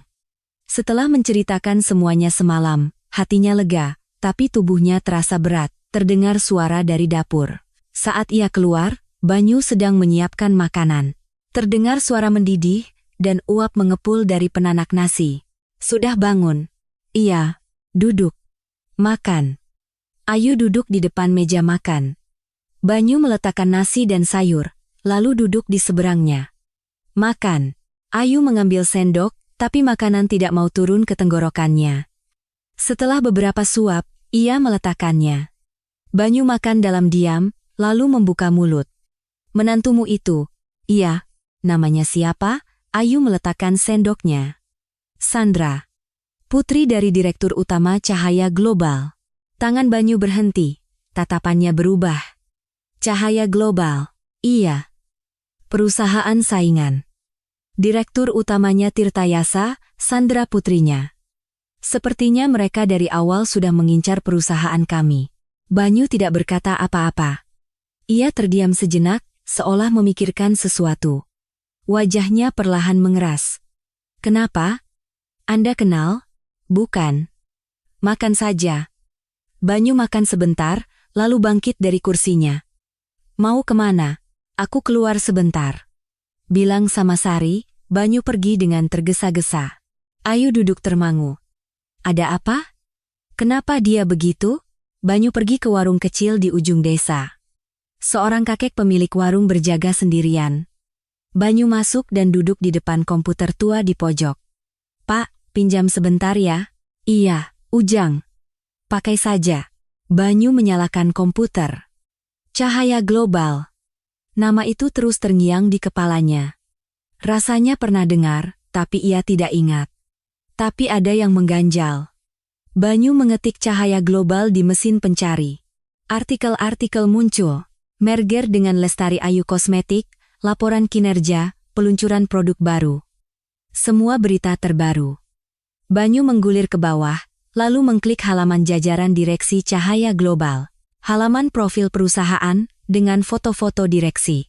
Ketua, Tirtayasa, pria akhir 50-an, wajah yang asing. Wakil ketua, Reno, putra Ayu. Wajah muda dan tampan, tapi tatapannya dingin. Ia menggulir lebih jauh. Kepala Divisi Perencanaan Strategis, namanya menarik perhatiannya. Haryono. Tangan Banyu berhenti. Jantungnya serasa jatuh. Ia mengklik foto itu. Layar membesar. Wajah pria awal 50-an muncul. Napas Banyu tercekat. Itu Haryono. Orang yang sudah seperti saudaranya selama 20 tahun. Orang yang mengkhianatinya, menyebabkan rekan-rekannya tewas, dan menimpakan kesalahan padanya. Orang itu duduk sebagai kepala divisi perencanaan strategis di Cahaya Global. Bajingan ini. Tangan Banyu gemetar. Ia mengertakkan gigi. Selama 3 tahun, ia tidak tahu di mana Haryono berada. Ia tidak punya kekuatan untuk mencarinya. Ia hidup seperti orang mati, mencoba melupakannya. Tapi ia ada di sini. Dengan wajah terpampang jelas, duduk sebagai direksi perusahaan. Ini kebetulan, Cahaya Global yang mengkhianati Ayu, Haryono yang mengkhianatinya. Keduanya terhubung. Banyu mematikan komputer dan keluar dari warung. Kakinya gemetar, tapi kepalanya jernih. Bagus. Aku punya alasan untuk balas dendam. Bukan, alasannya sudah ada. tapi sekarang menjadi lebih jelas. Saat kembali ke rumah, Ayu menunggu di halaman. "Dari mana saja? Masuk. Ada yang mau kubicarakan." Banyu masuk lebih dulu. Diikuti Ayu. Mereka duduk di kamar. Wajah Banyu muram. "Dulu aku agen BIN." "BIN?" "Iya. 20 tahun. Pernah ditugaskan di luar negeri, menjalankan misi berbahaya. 3 tahun lalu, aku dikhianati oleh rekan. Orang yang kuanggap saudara selama 20 tahun. Banyu menatap keluar jendela. Laut terlihat. Orang itu menjual informasi dan menjebak tim kami. 4 rekanku tewas. Di depan mataku, Ayu menelan ludah. Tapi orang itu menimpakan kesalahan padaku. Bilang aku pengkhianat, bahkan membuat bukti palsu. Karena itu aku diusir. Dari tempat yang kuabdikan selama 20 tahun, aku diusir sebagai pengkhianat. Di hari itu juga, ibuku meninggal." Banyu menatap Ayu. "Karena itu aku tahu saat melihat matamu. Mata orang yang dikhianati. Karena mata kita sama." Ayu tidak bisa berkata apa-apa. Ternyata Banyu adalah orang seperti itu. Seorang agen BIN. Tapi hari ini aku tahu. Mata Banyu berkilat dingin. Orang itu ada di Cahaya Global. Mata Ayu membelalak. "Apa, Haryono? Orang yang mengkhianatiku, dia adalah kepala divisi perencanaan strategis di Cahaya Global. Di perusahaan menantumu yang mengkhianatimu." Ayu tidak bisa berpikir. "Apa ini maksudnya? Apa ini kebetulan?" tanya Banyu. "Entahlah. Terlalu aneh. Aku juga berpikir begitu." Banyu berdiri. "Ini bukan kebetulan. Ada sesuatu yang menghubungkan ini. Kau bilang kau ingin balas dendam, kan?" Ayu mengangguk. "Aku juga. Selama 3 tahun aku menahannya. Tapi sekarang, tidak ada lagi alasan untuk menahan diri." Banyu mengulurkan tangannya pada Ayu. "Kita lakukan bersama." Ayu menatap tangan Banyu. Tangan yang kasar dan kapalan, tapi terasa bisa diandalkan. "Bersama? Iya. Aku akan membantumu balas dendam. Dan aku juga akan balas dendam." Ayu menggenggam tangan Banyu. Hangat. "Iya. Kita lakukan bersama." Banyu tersenyum tipis. "Bagus. Kita habisi mereka semua." Di luar jendela, matahari terbenam, laut diwarnai merah. Saat itu, di Jakarta, di kantor pusat Cahaya Global. Haryono menerima laporan. Bawahannya menyerahkan beberapa foto. "Pak, sudah ketemu. Mantan Direktur Utama Ayu Lestari." Haryono mengambil foto-foto itu. Foto seorang wanita membersihkan ikan, menjemur pakaian di halaman, berjalan berdampingan dengan seorang pria. Dia bersembunyi di desa nelayan di Karimun Jawa. Sepertinya sudah sebulan, tinggal menumpang di rumah seorang nelayan kakak beradik. Haryono membalik-balik foto, lalu tangannya berhenti. Wajah pria itu menarik perhatiannya.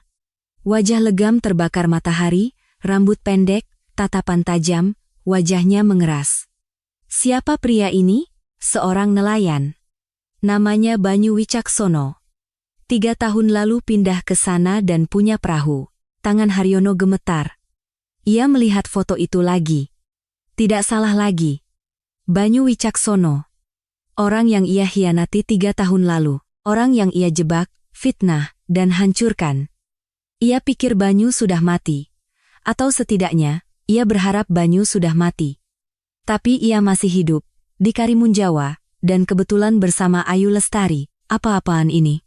Keringat dingin mengalir di dahi Haryono, jantungnya berdebar kencang. Apa ini kebetulan? Tidak. Bagi Banyu Wicaksono, tidak ada yang namanya kebetulan. Selama 20 tahun bekerja bersama, ia tahu. Orang itu ulet. Sekali menggigit, tidak akan dilepaskan. Apa dia sudah tahu? Apa dia tahu aku di sini? Jari-jarinya gemetar. Ia mengambil telepon. Menelepon Sandra. Setelah 2 kali dering, telepon diangkat. Kenapa? Suara Sandra dingin. Bu, ibu mertua Anda sudah ditemukan. Jadi, dia bersembunyi di desa nelayan di Karimun Jawa. Tapi ada satu masalah. Apa? Haryono melihat foto itu lagi. wajah Banyu. Pria yang bersamanya. Orang yang agak merepotkan. Merepotkan bagaimana? Biar saya yang urus. Ibu tidak perlu khawatir. Telepon ditutup. Haryono meletakkan foto itu di meja. Ia mengetuk-netuk wajah Banyu dengan jarinya. Banyu Wicaksono, kenapa kau muncul di sana? Ia berpikir sejenak, lalu sudut bibirnya terangkat. Senyum dingin. Bagus, aku bisa menghabisi keduanya sekaligus. Ia mengambil telepon lagi. Aku. Kirim orang lagi ke Karimunjawa. Jangan hanya mengawasi, bersiaplah. Telepon ditutup. Haryono menatap keluar jendela. Mari kita lihat, Banyu Wicaksono. Mulai hari berikutnya, Banyu mulai menghubungi koneksi lamanya. Selama 20 tahun di BIN, ia punya beberapa kenalan. Meskipun dicap sebagai pengkhianat, masih ada beberapa orang yang mempercayainya. Bang, ini aku, Banyu. Di seberang telepon, terdengar suara gembira. Banyu, kau masih hidup? 3 tahun ini kemana saja kau? Bang, aku minta tolong. Apa? Katakan saja. Tolong cari informasi tentang Cahaya Global. Terutama Kepala Divisi Perencanaan Strategis, Haryono. Telepon hening. Lama tidak ada suara, Haryono. Bajingan itu ada di sana? Sebagai Kepala Divisi Perencanaan Strategis, dengan wajah terpampang jelas? Iya. Gila. Tidak tahu malu. Banyu menggenggam teleponnya erat. Amarah yang ia pendam selama 3 tahun membara di dalam dadanya. 2 hari kemudian, seniornya menelepon. Banyu, ketemu. Apa bang? Si Haryono itu, 3 tahun lalu dia membuat rekening luar negeri atas namamu. Ada catatan transfer uang ke sana, dan bukti pemalsuan identitasmu, semuanya lengkap. Jiji Banyu bergemeletup. Momen yang ia tunggu selama 3 tahun. Ada lagi. Waktu merger dengan Lestari Ayu Kosmetik, ada catatan manipulasi daftar pemegang saham. Ada juga aliran dana ilegal, dan pembukuan ganda. Ada pembukuan yang terlihat di luar, dan ada yang asli. Itu benar bang? Benar. Kalau ini meledak, Tirtayasa, Haryono, Sandra, semuanya masuk penjara. Kena kau. Akhirnya kena kau. Ayu juga bergerak. Ia menghubungi mantan sekretarisnya yang setia, Pak Budi. Halo, suara yang akrab. Pak Budi. Ini saya. Telepon hening. Ibu Direktur? Pak Budi mulai menangis. Terdengar isakan dari seberang telepon. Ibu masih hidup? Saya setiap hari berdoa agar ibu selamat. Saya khawatir sekali sebulan ini. Ayu pun ikut menangis. Ujung hidungnya perih, pandangannya kabur. Pak Budi, jangan menangis. Saya baik-baik saja. Ibu juga menangis. Barulah Ayu sadar pipinya basah. Ada orang yang mengkhawatirkannya. Ada orang yang menunggunya. Pak Budi, bisa bantu saya? Saya ingin tahu apa yang terjadi di dalam perusahaan. Suara Pak Budi merendah. Bu, perusahaan sekarang berantakan. Direktur Reno tidak peduli dengan manajemen, Bu Sandra yang mengendalikan semuanya. Karyawan dipecat, pemasok diganti. Perusahaan yang ibu bangun 20 tahun hancur. Tangan Ayu gemetar. Dan Kepala Divisi Perencanaan Strategis dari Cahaya Global sering datang. Namanya Haryono, sepertinya dia berkomplot dengan Bu Sandra. Banyu mendengarkan dari samping. Saat nama Haryono disebut, matanya menajam. Pak Budi, tolong cari tahu apa yang dia lakukan. Hati-hati ya. Baik, Bu. Ibu harus kembali.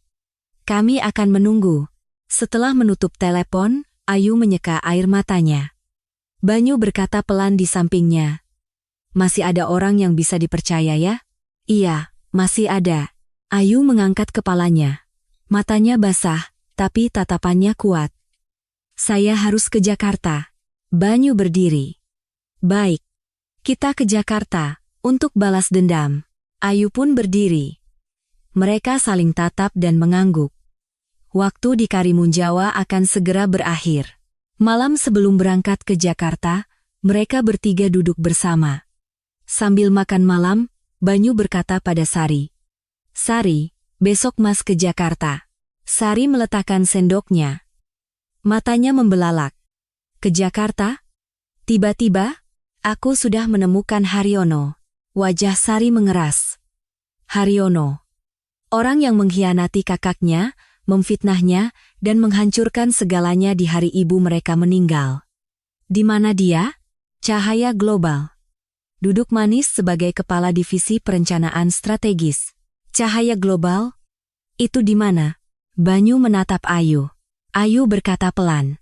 Itu tempat yang merampas perusahaanku. Putra dan menantuku mengkhianatiku, dan menantuku itu adalah putri dari Direktur Utama Cahaya Global. Sari menatap Ayu. Matanya berkaca-kaca. Mbak juga dikhianati? Karena itu Mbak melompat ke laut? Ayu mengangguk. Air mata menetes di pipi Sari. Mbak. Sari langsung menggenggam tangan Ayu. Pasti berat sekali ya. Mas Banyu juga begitu. 3 tahun lalu, setelah dikhianati dan pulang, dia ingin bunuh diri. Aku yang melarangnya. Aku bilang, jangan tinggalkan aku sendiri. Sari menggenggam tangan Ayu erat. Mbak juga sekarang tidak sendiri, ada kami. Ayu tercekat, hanya bisa menangis. Sari pun ikut menangis. Keesokan paginya, Sari membuat lontong isi sejak subuh. Lontong isi tuna kesukaan Banyu, dan lontong isi sayuran untuk Ayu. Ia juga merebus telur dan memasukkannya ke dalam kantong. Ini, makan di bus. Banyu menerima bungkusan itu. Ujung hidungnya perih, tapi ia memalingkan wajah agar tidak terlihat. Makasih. Makasih untuk apa? Kita kan keluarga. Sari mengantar mereka ke terminal bus dengan mobil pikapnya. Pikap biru tua yang reot, berjalan di jalanan desa yang sempit. Dari jendela, terlihat laut yang selama sebulan ini mereka lihat setiap hari. Ayu menatap laut dan berpikir, aku pasti akan kembali ke sini. Sesampainya di terminal bus, sebuah bus tujuan Jakarta sudah menunggu. Mereka bertiga turun dari mobil. Sari memeluk Banyu. Mas, hati-hati ya. Iya, pasti kembali ya. Janji. Sari memeluk Ayu. Pelukan yang erat. Kehangatan terasa dari tubuh mungilnya. Mbak juga pasti kembali ya. Iya, aku pasti kembali. Ini rumah Mbak. Jangan lupa, kita keluarga. Air mata Ayu tumpah. Ia membenamkan wajahnya di bahu Sari. Terima kasih, Sari. Terima kasih banyak. Mbak, jangan menangis. Nanti aku ikut menangis. Sari juga menangis. Mereka berdua berpelukan dan menangis. Banyu di sampingnya menatap langit. Wajah yang menahan tangis. Ayo, nanti ketinggalan bus. Banyu memegang lengan Ayu. Ayu melepaskan pelukan Sari. Aku pergi ya. Iya. Hati-hati. Banyu dan Ayu naik ke bus. Mereka duduk di dekat jendela. Di luar, Sari terlihat. Berdiri di samping pikapnya, melambaikan tangan. Bus mulai berjalan. Sari semakin kecil. Ayu melambaikan tangan. Sari juga terus melambaikan tangan. Sampai bus berbelok dan ia tidak terlihat lagi. Ayu duduk menghadap depan. Air mata mengalir di pipinya. Menangis? Tanya Banyu. Tidak, kau menangis. Ini karena angin. Banyu menatap keluar jendela. Laut Karimun Jawa menjauh. Mereka duduk dalam diam cukup lama. Bus masuk ke jalan tol. 4 jam ke Jakarta. Ayu membuka bungkusan. Lontong isi, masih hangat. Mau? Iya. Mereka makan lontong isi. Lontong buatan Sari subuh tadi. Wangi daun pisang, dengan isian yang gurih. Enak, kata Banyu. Iya, enak sekali, kata Ayu. Mereka makan lontong sambil menuju Jakarta. Balas dendam telah dimulai. Mereka tiba di Jakarta. Begitu turun dari bus, keramaian menyambut mereka. Dunia yang sama sekali berbeda dari desa nelayan di Karimun Jawa. Ayu merasa asing dengan Jakarta yang ia lihat setelah sebulan. Banyu bergerak lebih dulu. Aku mau ketemu seniorku, kau tunggu di penginapan. Sendirian? Iya, sebentar saja. Banyu pergi menemui seniornya. Di sebuah tempat parkir di pinggiran Jakarta, sebuah mobil sedan hitam menunggu. Banyu masuk ke kursi penumpang, seniornya duduk di kursi pengemudi. Banyu. Bang. Seniornya menyerahkan sebuah amplop coklat. Ini semuanya. Bukti Haryono memalsukan identitasmu untuk membuka rekening, catatan transfer, semua ada di sini. Banyu menerima amplop itu. Tangannya gemetar. Sesuatu yang ia tunggu selama 3 tahun. Dan, Banyu. Seniornya berhenti sejenak, lalu melanjutkan. Nama baikmu sudah pulih. Tangan Banyu berhenti. Apa, Bang? Saat menyelidiki Haryono, semua bukti bahwa kau difitnah muncul. Aku sudah melaporkannya ke atasan. Banyu tidak bisa berkata apa-apa. Hatinya sesak. Atasan sudah menghubungiku. Mereka bertanya apa kau mau kembali. Air mata menggenang di mata Banyu. 3 tahun. 3 tahun dicap sebagai pengkhianat, diusir, dan hidup seperti orang mati. Nama baiknya telah pulih. Bang, terima kasih. Kau sudah bekerja keras, Banyu. Seniornya menepuk bahu Banyu. Banyu menelan air matanya. Ia mencoba menahannya, tapi matanya tetap basah. Beberapa saat kemudian, Banyu berkata, Bang, aku punya urusan yang harus diselesaikan, setelah itu aku hubungi lagi. Tangan Banyu mengepal. Oh ya, aku juga sudah menghubungi kejaksaan. Bukti sudah kuserahkan, mereka akan datang saat rapat umum pemegang saham nanti. Banyu tersenyum tipis. Makasih, Bang. Memang abang yang terbaik. Pergi dan habisi mereka. Keesokan siangnya, Ayu pergi menemui Pak Budi. Di sebuah kafe sepi di gang perumahan pinggiran Jakarta, Banyu ikut, tapi tidak masuk. Ia berjaga di luar. Aku di luar. Kalau ada yang aneh, langsung keluar. Baik. Ayu masuk ke kafe. Di pojok, Pak Budi duduk. Pria 50-an, matanya merah dan bengkak. Begitu melihat Ayu, Pak Budi langsung berdiri. Ibu Direktur, Pak Budi berlari dan memeluk Ayu. Lalu ia menangis. Ibu masih hidup? Ibu benar-benar masih hidup? Ayu pun ikut menangis. Ia menepuk-nepuk punggung Pak Budi. Pak Budi, jangan menangis. Saya baik-baik saja. Saya khawatir sekali sebulan ini. Saat berita bilang ibu hilang, hati saya rasanya hancur. Mereka menangis cukup lama. Setelah tenang, mereka duduk. Pak Budi mengeluarkan USB dan amplop dari tasnya. Bu, ini semuanya. Bukti Bu Sandra dan Haryono berkomplot. Manipulasi daftar pemegang saham, pembukuan ganda, aliran dana ilegal, semua ada di sini. Ayu menerima USB itu. Tangannya gemetar. Dan ini, Bu? Pak Budi menyerahkan amplop. Surat kuasa. Setelah telepon dari ibu, saya langsung bergerak. Seminggu ini saya menemui pemegang saham yang percaya pada ibu. Mereka semua tidak puas dengan Bu Sandra. Saya sudah mendapatkan surat kuasa dari mereka. Mata Ayu membelalak. Pak Budi, Anda melakukan ini dalam seminggu? Saya sudah 20 tahun bekerja di bawah ibu. Saya tahu siapa yang berpihak pada ibu. Air mata menggenang di mata Ayu. Dengan ini, ibu bisa kembali ke posisi ibu. Pak Budi, terima kasih banyak. Untuk apa, Bu? Ibu sudah baik pada saya selama 20 tahun. Ini sudah sewajarnya. Pak Budi menggenggam tangan Ayu. Ibu harus kembali ke perusahaan, ke posisi ibu. Ayu mengangguk. Saya akan kembali. Pasti. Ia keluar dari kafe. Banyu menunggu di luar, wajahnya tegang. Mas Banyu, kenapa? Diam. Ikut aku. Banyu menarik tangan Ayu dan membawanya masuk ke gang. Jantung Ayu berdebar kencang. Ada apa? Kita diikuti. 3 orang. Wajah Ayu memucat. Di ujung gang, 3 orang pria muncul. Mengenakan setelan jas, tatapan mereka bengis. Salah satunya membawa pipa besi, yang lain memasukkan tangan ke saku. Pak Banyu Wicaksono, kan? Kata pria di tengah. Siapa yang mengirim kalian? Banyu mendorong Ayu ke belakangnya. Punggung Ayu menempel di dinding. Pak Haryono titip salam. Katanya, apa kabar di Jakarta? Pria-pria itu tertawa sinis. Banyu tidak tertawa. Matanya berubah dingin. Haryono yang mengirim kalian. Kalau ikut baik-baik, tidak akan terluka. Ibu di sebelah juga. Pria yang membawa pipa besi maju. Pria lain mengulurkan tangan ke arah Ayu. Banyu bergerak. Atau lebih tepatnya, menghilang. Di mata Ayu, Banyu seolah lenyap dalam sekejap. Buk! Terdengar suara tumpul. Pria yang mengulurkan tangan ke arah Ayu jatuh tersungkur. Banyu menghantam ulu hatinya. Pria itu tidak bisa bernapas dan berguling-guling di tanah. Bajingan! Pria dengan pipa besi menyerang.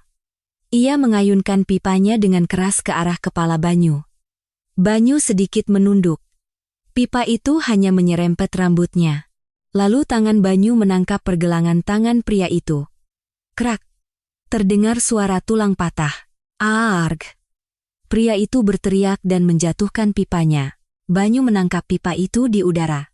Pria terakhir mengeluarkan pisau lipat dari sakunya. Pisau itu berkilat di bawah sinar matahari. Mati kau! Pria itu menyerang dengan pisau. Cepat dan akurat. Orang yang terlatih. Tapi Banyu lebih cepat. Ia memukul tangan yang memegang pisau dengan pipa. Trak! Pisau itu terlempar. Lalu Banyu memutar badannya. Sambil berputar, ia menghantam pinggang pria itu dengan pipa. Buk! Pria itu terbentur ke dinding dan jatuh. Tidak bisa bangun lagi. 3 detik. Bahkan tidak sampai 3 detik. 3 orang tergeletak di tanah, mengerang kesakitan. Banyu bahkan tidak terengah-engah. Ia melempar pipa itu ke tanah dan menepuk-nepuk debu di bajunya. Ayu berdiri dengan mulut ternganga. Kakinya lemas. Ia tidak tahu apakah yang baru saja ia lihat itu kenyataan atau film. Banyu berjongkok di depan pria yang pergelangan tangannya patah. Pria itu berkeringat dingin dan menatap Banyu dengan ketakutan. Banyu memegang dagu pria itu dan memutarnya ke arahnya. Ia menatap lurus ke matanya. Sampaikan pada Haryono, suara Banyu rendah dan dingin. Banyu Wicaksono akan datang. Suruh dia menunggu. Pria itu mengangguk, gemetaran. Lalu Banyu berbisik di telinganya. Lain kali kalau datang lagi, bukan cuma pergelangan tanganmu yang patah. Mengerti? Pria itu mengangguk dengan panik. Banyu berdiri, merapikan bajunya, dan mengulurkan tangan pada Ayu. Ayo! Ayu menggenggam tangan Banyu dengan bingung. Kakinya gemetar. Kau tidak apa-apa? Iya. Takut? Sedikit. Banyu tersenyum tipis. Ini bukan apa-apa. Ayu menatap Banyu, wajah legam terbakar matahari, tatapan tajam. Bukan nelayan ketus yang ia lihat di Karimun Jawa. Ia adalah agen BIN selama 20 tahun, jantungnya berdebar, bukan karena takut. Orang ini melindungiku. Ayu menggenggam tangan Banyu erat. Banyu menatap Ayu. Kenapa? Bukan apa-apa. Ayu menunduk. Wajahnya memerah. Banyu memiringkan kepalanya tapi tidak bertanya. Ia hanya menggenggam tangan Ayu dan berjalan. Mereka keluar dari gang. Langit Jakarta terasa tinggi. Malam sebelum rapat umum pemegang saham, RUPS, ponsel Banyu bergetar. Nama seniornya muncul di layar. Banyu. Suara seniornya terdengar tegang. Kena. Si Haryono itu. Jantung Banyu serasa berhenti. Di mana, Bang? Di bandara. Dia mau kabur sendirian tanpa bilang Sandra. Sekarang sudah dibawa BIN. Banyu menghela napas perlahan. 3 tahun. 3 tahun yang panjang. Baguslah. Tapi, Banyu, seniornya ragu sejenak. Dia mau bertemu denganmu. Katanya ada yang mau dibicarakan. Banyu memandang keluar jendela. Gemerlap lampu malam Jakarta berkelip. Tidak perlu, Bang. Suaranya tegas. Tidak ada yang perlu dilihat. Tolong pastikan saja kematian rekan-rekan saya tidak sia-sia. Baik. Suara seniornya melembut. Kau sudah banyak menderita, Banyu. Abang juga. Hening sejenak. Hei Banyu. Iya. Kau benar-benar tidak mau kembali? Atasan bilang kau bisa kembali kapan saja. Posisimu masih kosong. Banyu kembali memandang keluar jendela. Lampu-lampu Jakarta berkelip, tapi di depan matanya terbentang laut Karimun Jawa. Ombak subuh, suara burung kamar, angin asin yang menyentuh hidung. Tidak apa-apa, Bang. Banyu tersenyum pahit. Saya lebih nyaman jadi nelayan. Seniornya tertawa pelan. Baiklah. Pasti sudah ada orang baik di sana ya? Banyu tidak menjawab, tapi telinganya memerah. Jaga diri baik-baik, Bang. Kau juga. Telepon ditutup. Banyu perlahan memejamkan mata. 3 tahun berlalu seperti kilat. Pengkhianatan, fitnah, hari-hari di mana ia hidup seperti orang mati. Akhirnya, akhir terlihat. Wajah rekan-rekannya terbayang. Yudi, Tejo, Jono. Mereka yang berlatih bersama, minum bersama, dan mempertaruhkan nyawa bersama. Malam itu, mereka jatuh satu persatu di tengah desingan peluru. Selama 3 tahun, mereka muncul di mimpinya, menghantui Banyu. Ribuan kali ia bergumam, "Maafkan aku. Sudah kutangkap." Bajingan itu akhirnya tertangkap. Sesuatu yang panas menggenang di matanya. Selama 3 tahun, ia tidak pernah menangis. Jika menangis, ia merasa akan hancur. Ia mengertakkan gigi, mengepalkan tangan, dan bertahan. Tapi sekarang berbeda.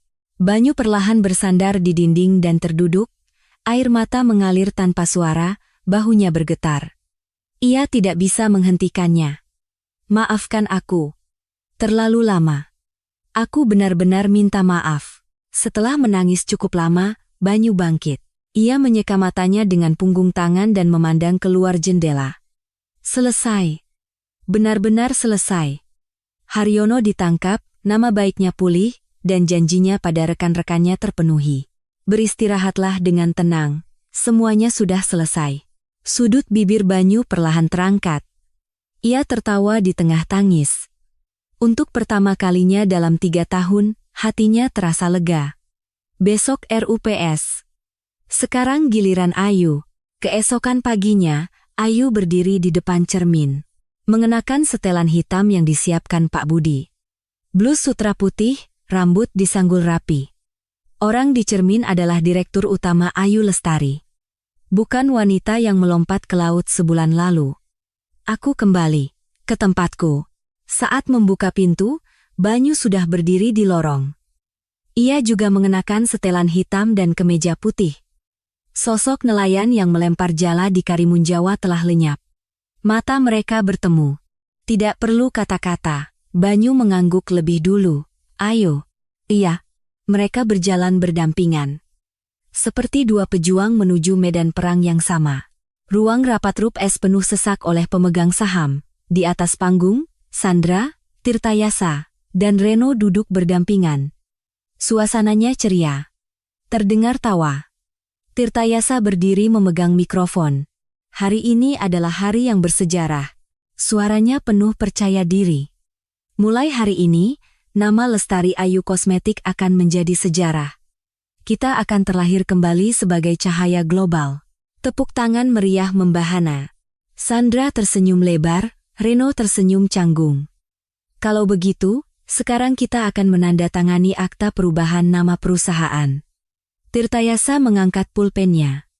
Sandra membentangkan dokumen. Reno juga mengambil pulpen. Saat mereka bertiga hendak menyentuhkan ujung pulpen ke kertas. Brak! Pintu ruang rapat terbuka dengan keras.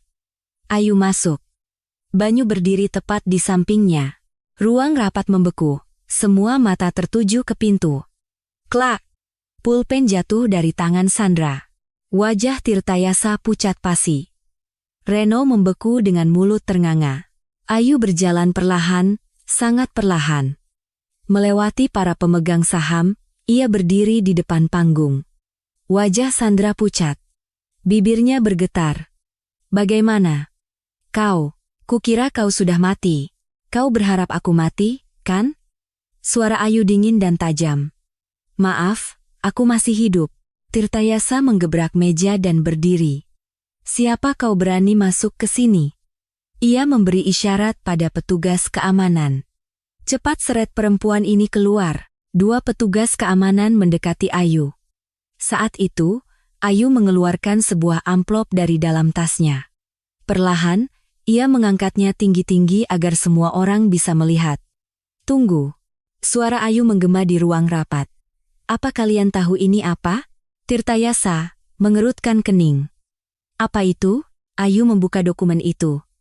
Surat kuasa pemegang saham. Ruang rapat kembali riuh. Ayu membalik-balik dokumen sambil melanjutkan.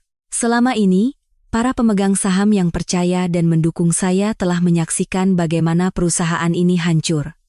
Penurunan penjualan, kualitas produk, karyawan yang keluar. Mereka memberikan kuasa kepada saya untuk mencegah perubahan nama perusahaan ini. Wajah Sandra pucat. Ayu meletakkan tumpukan dokumen itu di atas panggung. Jumlah surat kuasa di sini, jika digabungkan, mencapai 37% dari total saham. Tirtayasa tertawa mengejek. Lalu kenapa? Kami sudah punya lebih dari setengah. Saham Pak Tirtayasa 28%, saham Bu Sandra 15%, kata Ayu dengan jelas. Totalnya 43%. Tapi, Ayu melihat sekeliling ruang rapat. Saham yang diperoleh secara ilegal tidak sah. Dan sebentar lagi, saya akan menunjukkan buktinya. Wajah Tirtayasa memerah. Omong kosong apa ini? Bukan omong kosong. Pak Budi dengan cepat menyambungkan laptop. Di layar besar, muncul sebuah video. Rekaman percakapan Sandra dan Haryono di kantor. Buat pembukuan ganda. Biar kalau ada pemeriksaan pajak, tidak akan ketahuan. Daftar pemegang saham sudah diubah. Tanda tangan juga sudah dipalsukan dengan rapi. Bagaimana dengan ibu mertua? Dia akan hancur dengan sendirinya. Dengan sifatnya itu, berapa lama dia bisa bertahan?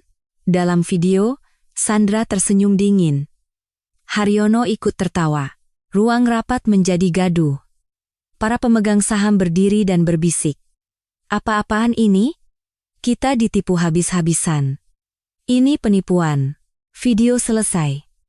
Ayu menatap Sandra lurus. Sekarang kalian mengerti? Kenapa para pemegang saham memberikan surat kuasa padaku? Sandra berteriak sekuat tenaga. Itu rekayasa. Semuanya bohong. Tirtayasa juga berteriak.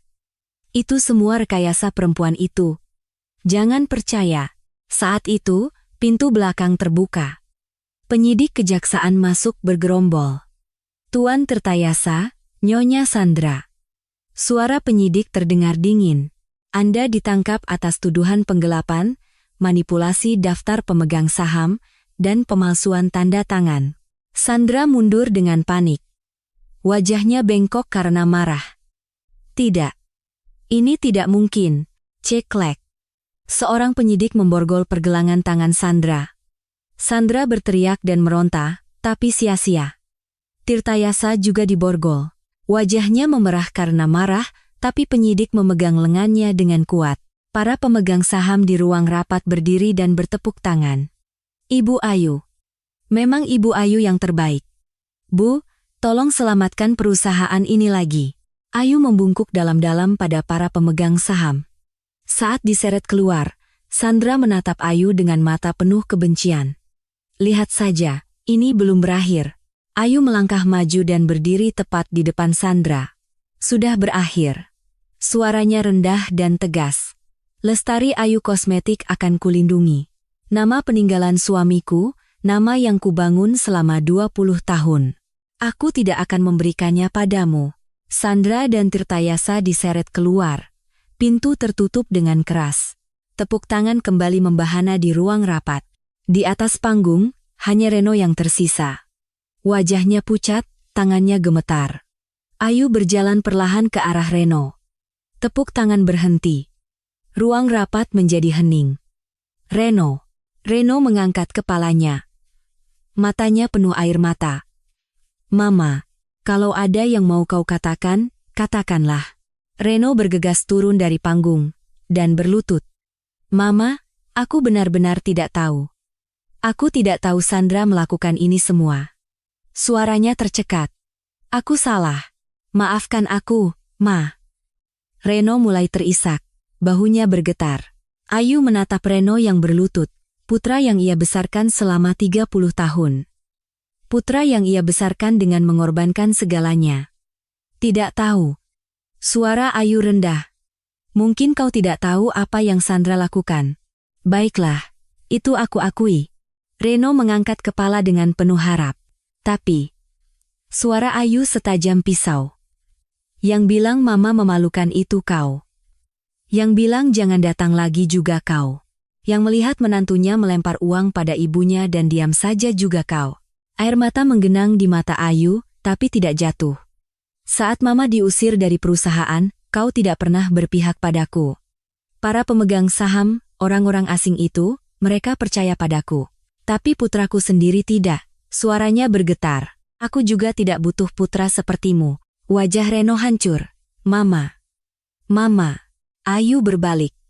Dari belakang, Reno meraung. Mama, Mama. Ayu tidak menoleh. Banyu mendekat dengan tenang dan berdiri di sampingnya. Ayo. Iya.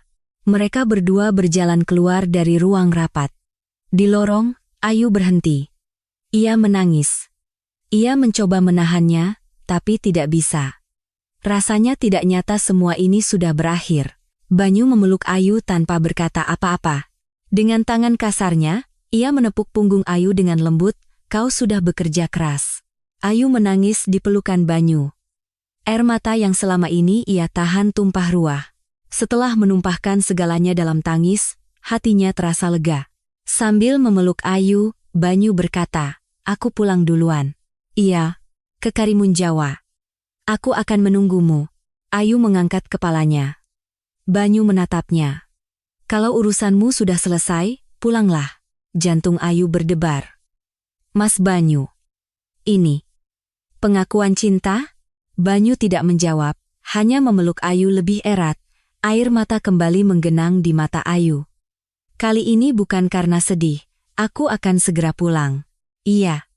Aku akan menunggu. Banyu melepaskan pelukannya. Ia berbalik dan berjalan pergi. Ayu menatap punggung Banyu. Pundak lebar itu menjauh. Hatinya terasa hangat.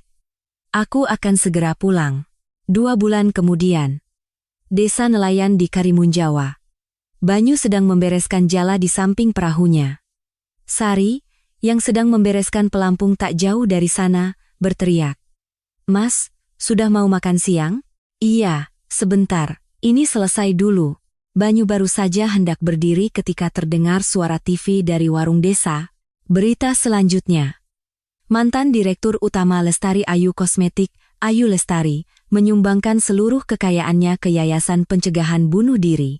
Ia menyatakan akan menyerahkan manajemen perusahaan kepada profesional dan memulai hidup baru. Langkah Banyu terhenti. Ia menoleh ke arah warung. Di layar, Ayu muncul. Mengenakan setelan rapi, ia sedang diwawancara. Perusahaan sudah kembali ke jalurnya. Para pemegang saham dan karyawan percaya pada saya, dan kinerja perusahaan juga sudah pulih. Ayu berhenti sejenak, lalu melanjutkan. Sekarang saatnya saya membantu orang lain. Orang-orang yang kesulitan seperti saya, orang-orang yang merasa ingin mati. Saya ingin memberikan harapan pada mereka. Reporter bertanya, ke depannya, Anda berencana tinggal di mana? Ayu tersenyum tenang. Saya rindu laut. Sudut bibir Banyu terangkat. Sebentar lagi dia pulang. Sari berlari kecil mendekat dan melihat TV. Mas, itu kan Mbak Melati? Mbak Melati mau pulang, Mas? Banyu tidak menjawab dan terus berjalan. Tapi telinganya memerah, Sari tertawa dan berteriak.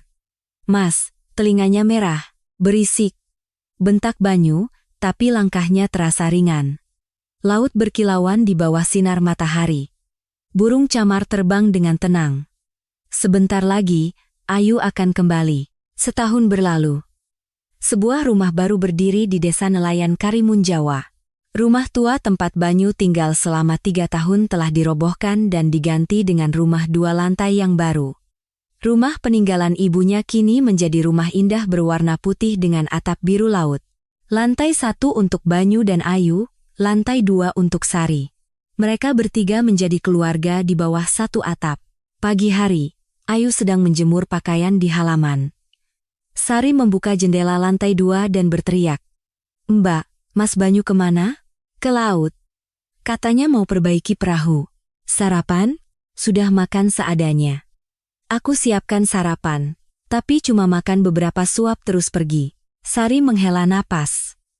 Mas Banyu memang begitu, pekerjaan nomor 1. Aku tahu.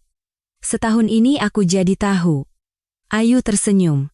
Sari pun ikut tersenyum. Ayu dan Banyu menikah 6 bulan yang lalu. Tidak ada pernikahan mewah, hanya pesta kecil bersama warga desa. Bude Sumi yang memasak, Sari yang jadi MC, dan para sesepuh desa yang memberikan doa restu. Hari itu, Ayu menangis. Setahun yang lalu ia melompat ke laut untuk bunuh diri. Ia tidak pernah menyangka akan menikah di depan orang-orang ini. Banyu juga menangis. Ia bersikeras tidak menangis, tapi Sari punya fotonya. Wajah Banyu dengan mata merah bengkak. Banyu menyuruhnya menghapus foto itu, tapi Sari menolak. Baru pertama kali aku lihat Mas Banyu menangis, ini harta karun. Begitulah mereka menjadi keluarga. Ayu membuka sebuah bengkel kerja kecil di desa, namanya Melati. Nama pertama yang diberikan Banyu. Ia membuat kosmetik alami dari rumput laut yang dipanen oleh para penyelam wanita di Karimun Jawa. Dengan pengalaman 20 tahun Ayu dan bahan-bahan alami, produknya mulai terkenal dan pesanan perlahan meningkat. Ia mempekerjakan warga desa. Bude Sumi juga bekerja, Sari juga sesekali membantu. Keuntungannya digunakan untuk membantu para lansia di desa. Nenek yang tidak punya biaya berobat, kakek yang khawatir dengan biaya penghangat, dan para lansia yang tinggal sendiri mendapat kiriman lauk pauk. "Mbak, kenapa sampai begini?" Sari pernah bertanya. "Aku juga pernah ingin mati," kata Ayu sambil memandang laut. "Tapi orang-orang di sini menyelamatkanku." "Banyu, kau, Bude Sumi. Sekarang giliranku untuk membalasnya." Sari memeluk Ayu erat. Keduanya menangis. Malam hari. Mereka bertiga sedang makan ketika ponsel Ayu berdering. Melihat layar, wajah Ayu mengeras. Reno. Selama setahun ini ia terus menghubunginya. Awalnya beberapa kali sehari, sekarang seminggu sekali. Ayu tidak pernah mengangkatnya. "Dia lagi?" tanya Banyu. "Iya." Ayu meletakkan ponselnya. Nada dering berhenti. "Aku masih butuh waktu." Banyu mengangguk. Tidak bertanya lebih jauh. Sari dengan tenang memegang tangan Ayu. "Mbak, pelan-pelan saja." "Makasih." Ayu tersenyum. Senyum yang jauh lebih tenang dari setahun yang lalu. Malamnya, Banyu dan Ayu duduk di halaman. Laut terlihat, cahaya bulan pecah di atas ombak. "Sayang. Untung kita bangun rumah di sini ya." Banyu mengangguk. "Ibu pasti senang. Benarkah?" "Iya. Ibu suka yang seperti ini." Keluarga berkumpul bersama. Ayu memegang tangan Banyu. Tangan yang kasar dan kapalan, tapi hangat. "Aku hidup kembali setelah datang ke sini." "Aku juga," kata Banyu menatap Ayu. "Kalau bukan karena kau, aku mungkin hanya akan jadi nelayan sampai tua." Ayu tersenyum. "Kalau bukan karena kau, aku mungkin sudah mati di laut itu." Banyu merangkul bahu Ayu. "Dingin?" "Tidak." "Hangat." Suara ombak terdengar lirih. Burung camar bersuara dari kejauhan. Ayu menyandarkan kepalanya di bahu Banyu. Lama mereka memandangi laut dalam diam. "Sayang. Kalau waktu itu kau tidak menyelamatkanku, apa yang akan terjadi ya?" "Jangan pikirkan itu. Terima kasih." "Sungguh." Banyu menatap Ayu dan tersenyum cerah. "Kau sudah bayar biaya makan." Ayu pun tersenyum. "Iya. Aku sudah bayar biaya makan." Mereka berdua memandangi laut. Laut tempat Ayu melompat setahun yang lalu, laut tempat Banyu menyelamatkannya. Laut itu kini berkilauan di bawah cahaya bulan. Tempat yang ia kira adalah akhir, ternyata adalah awal. Laut yang hendak membunuhnya, menjadi laut yang menyelamatkannya. Cerita mereka baru saja dimulai. Jika cerita hari ini memberikan kehangatan di hati Anda, mohon dukung kami dengan menekan tombol subscribe dan like agar kami bisa terus hadir untuk Anda. Mohon berikan juga komentar hangat untuk tokoh kita, Melati dan Ujang. Kami selalu mendoakan hari yang bahagia untuk para subscriber kami.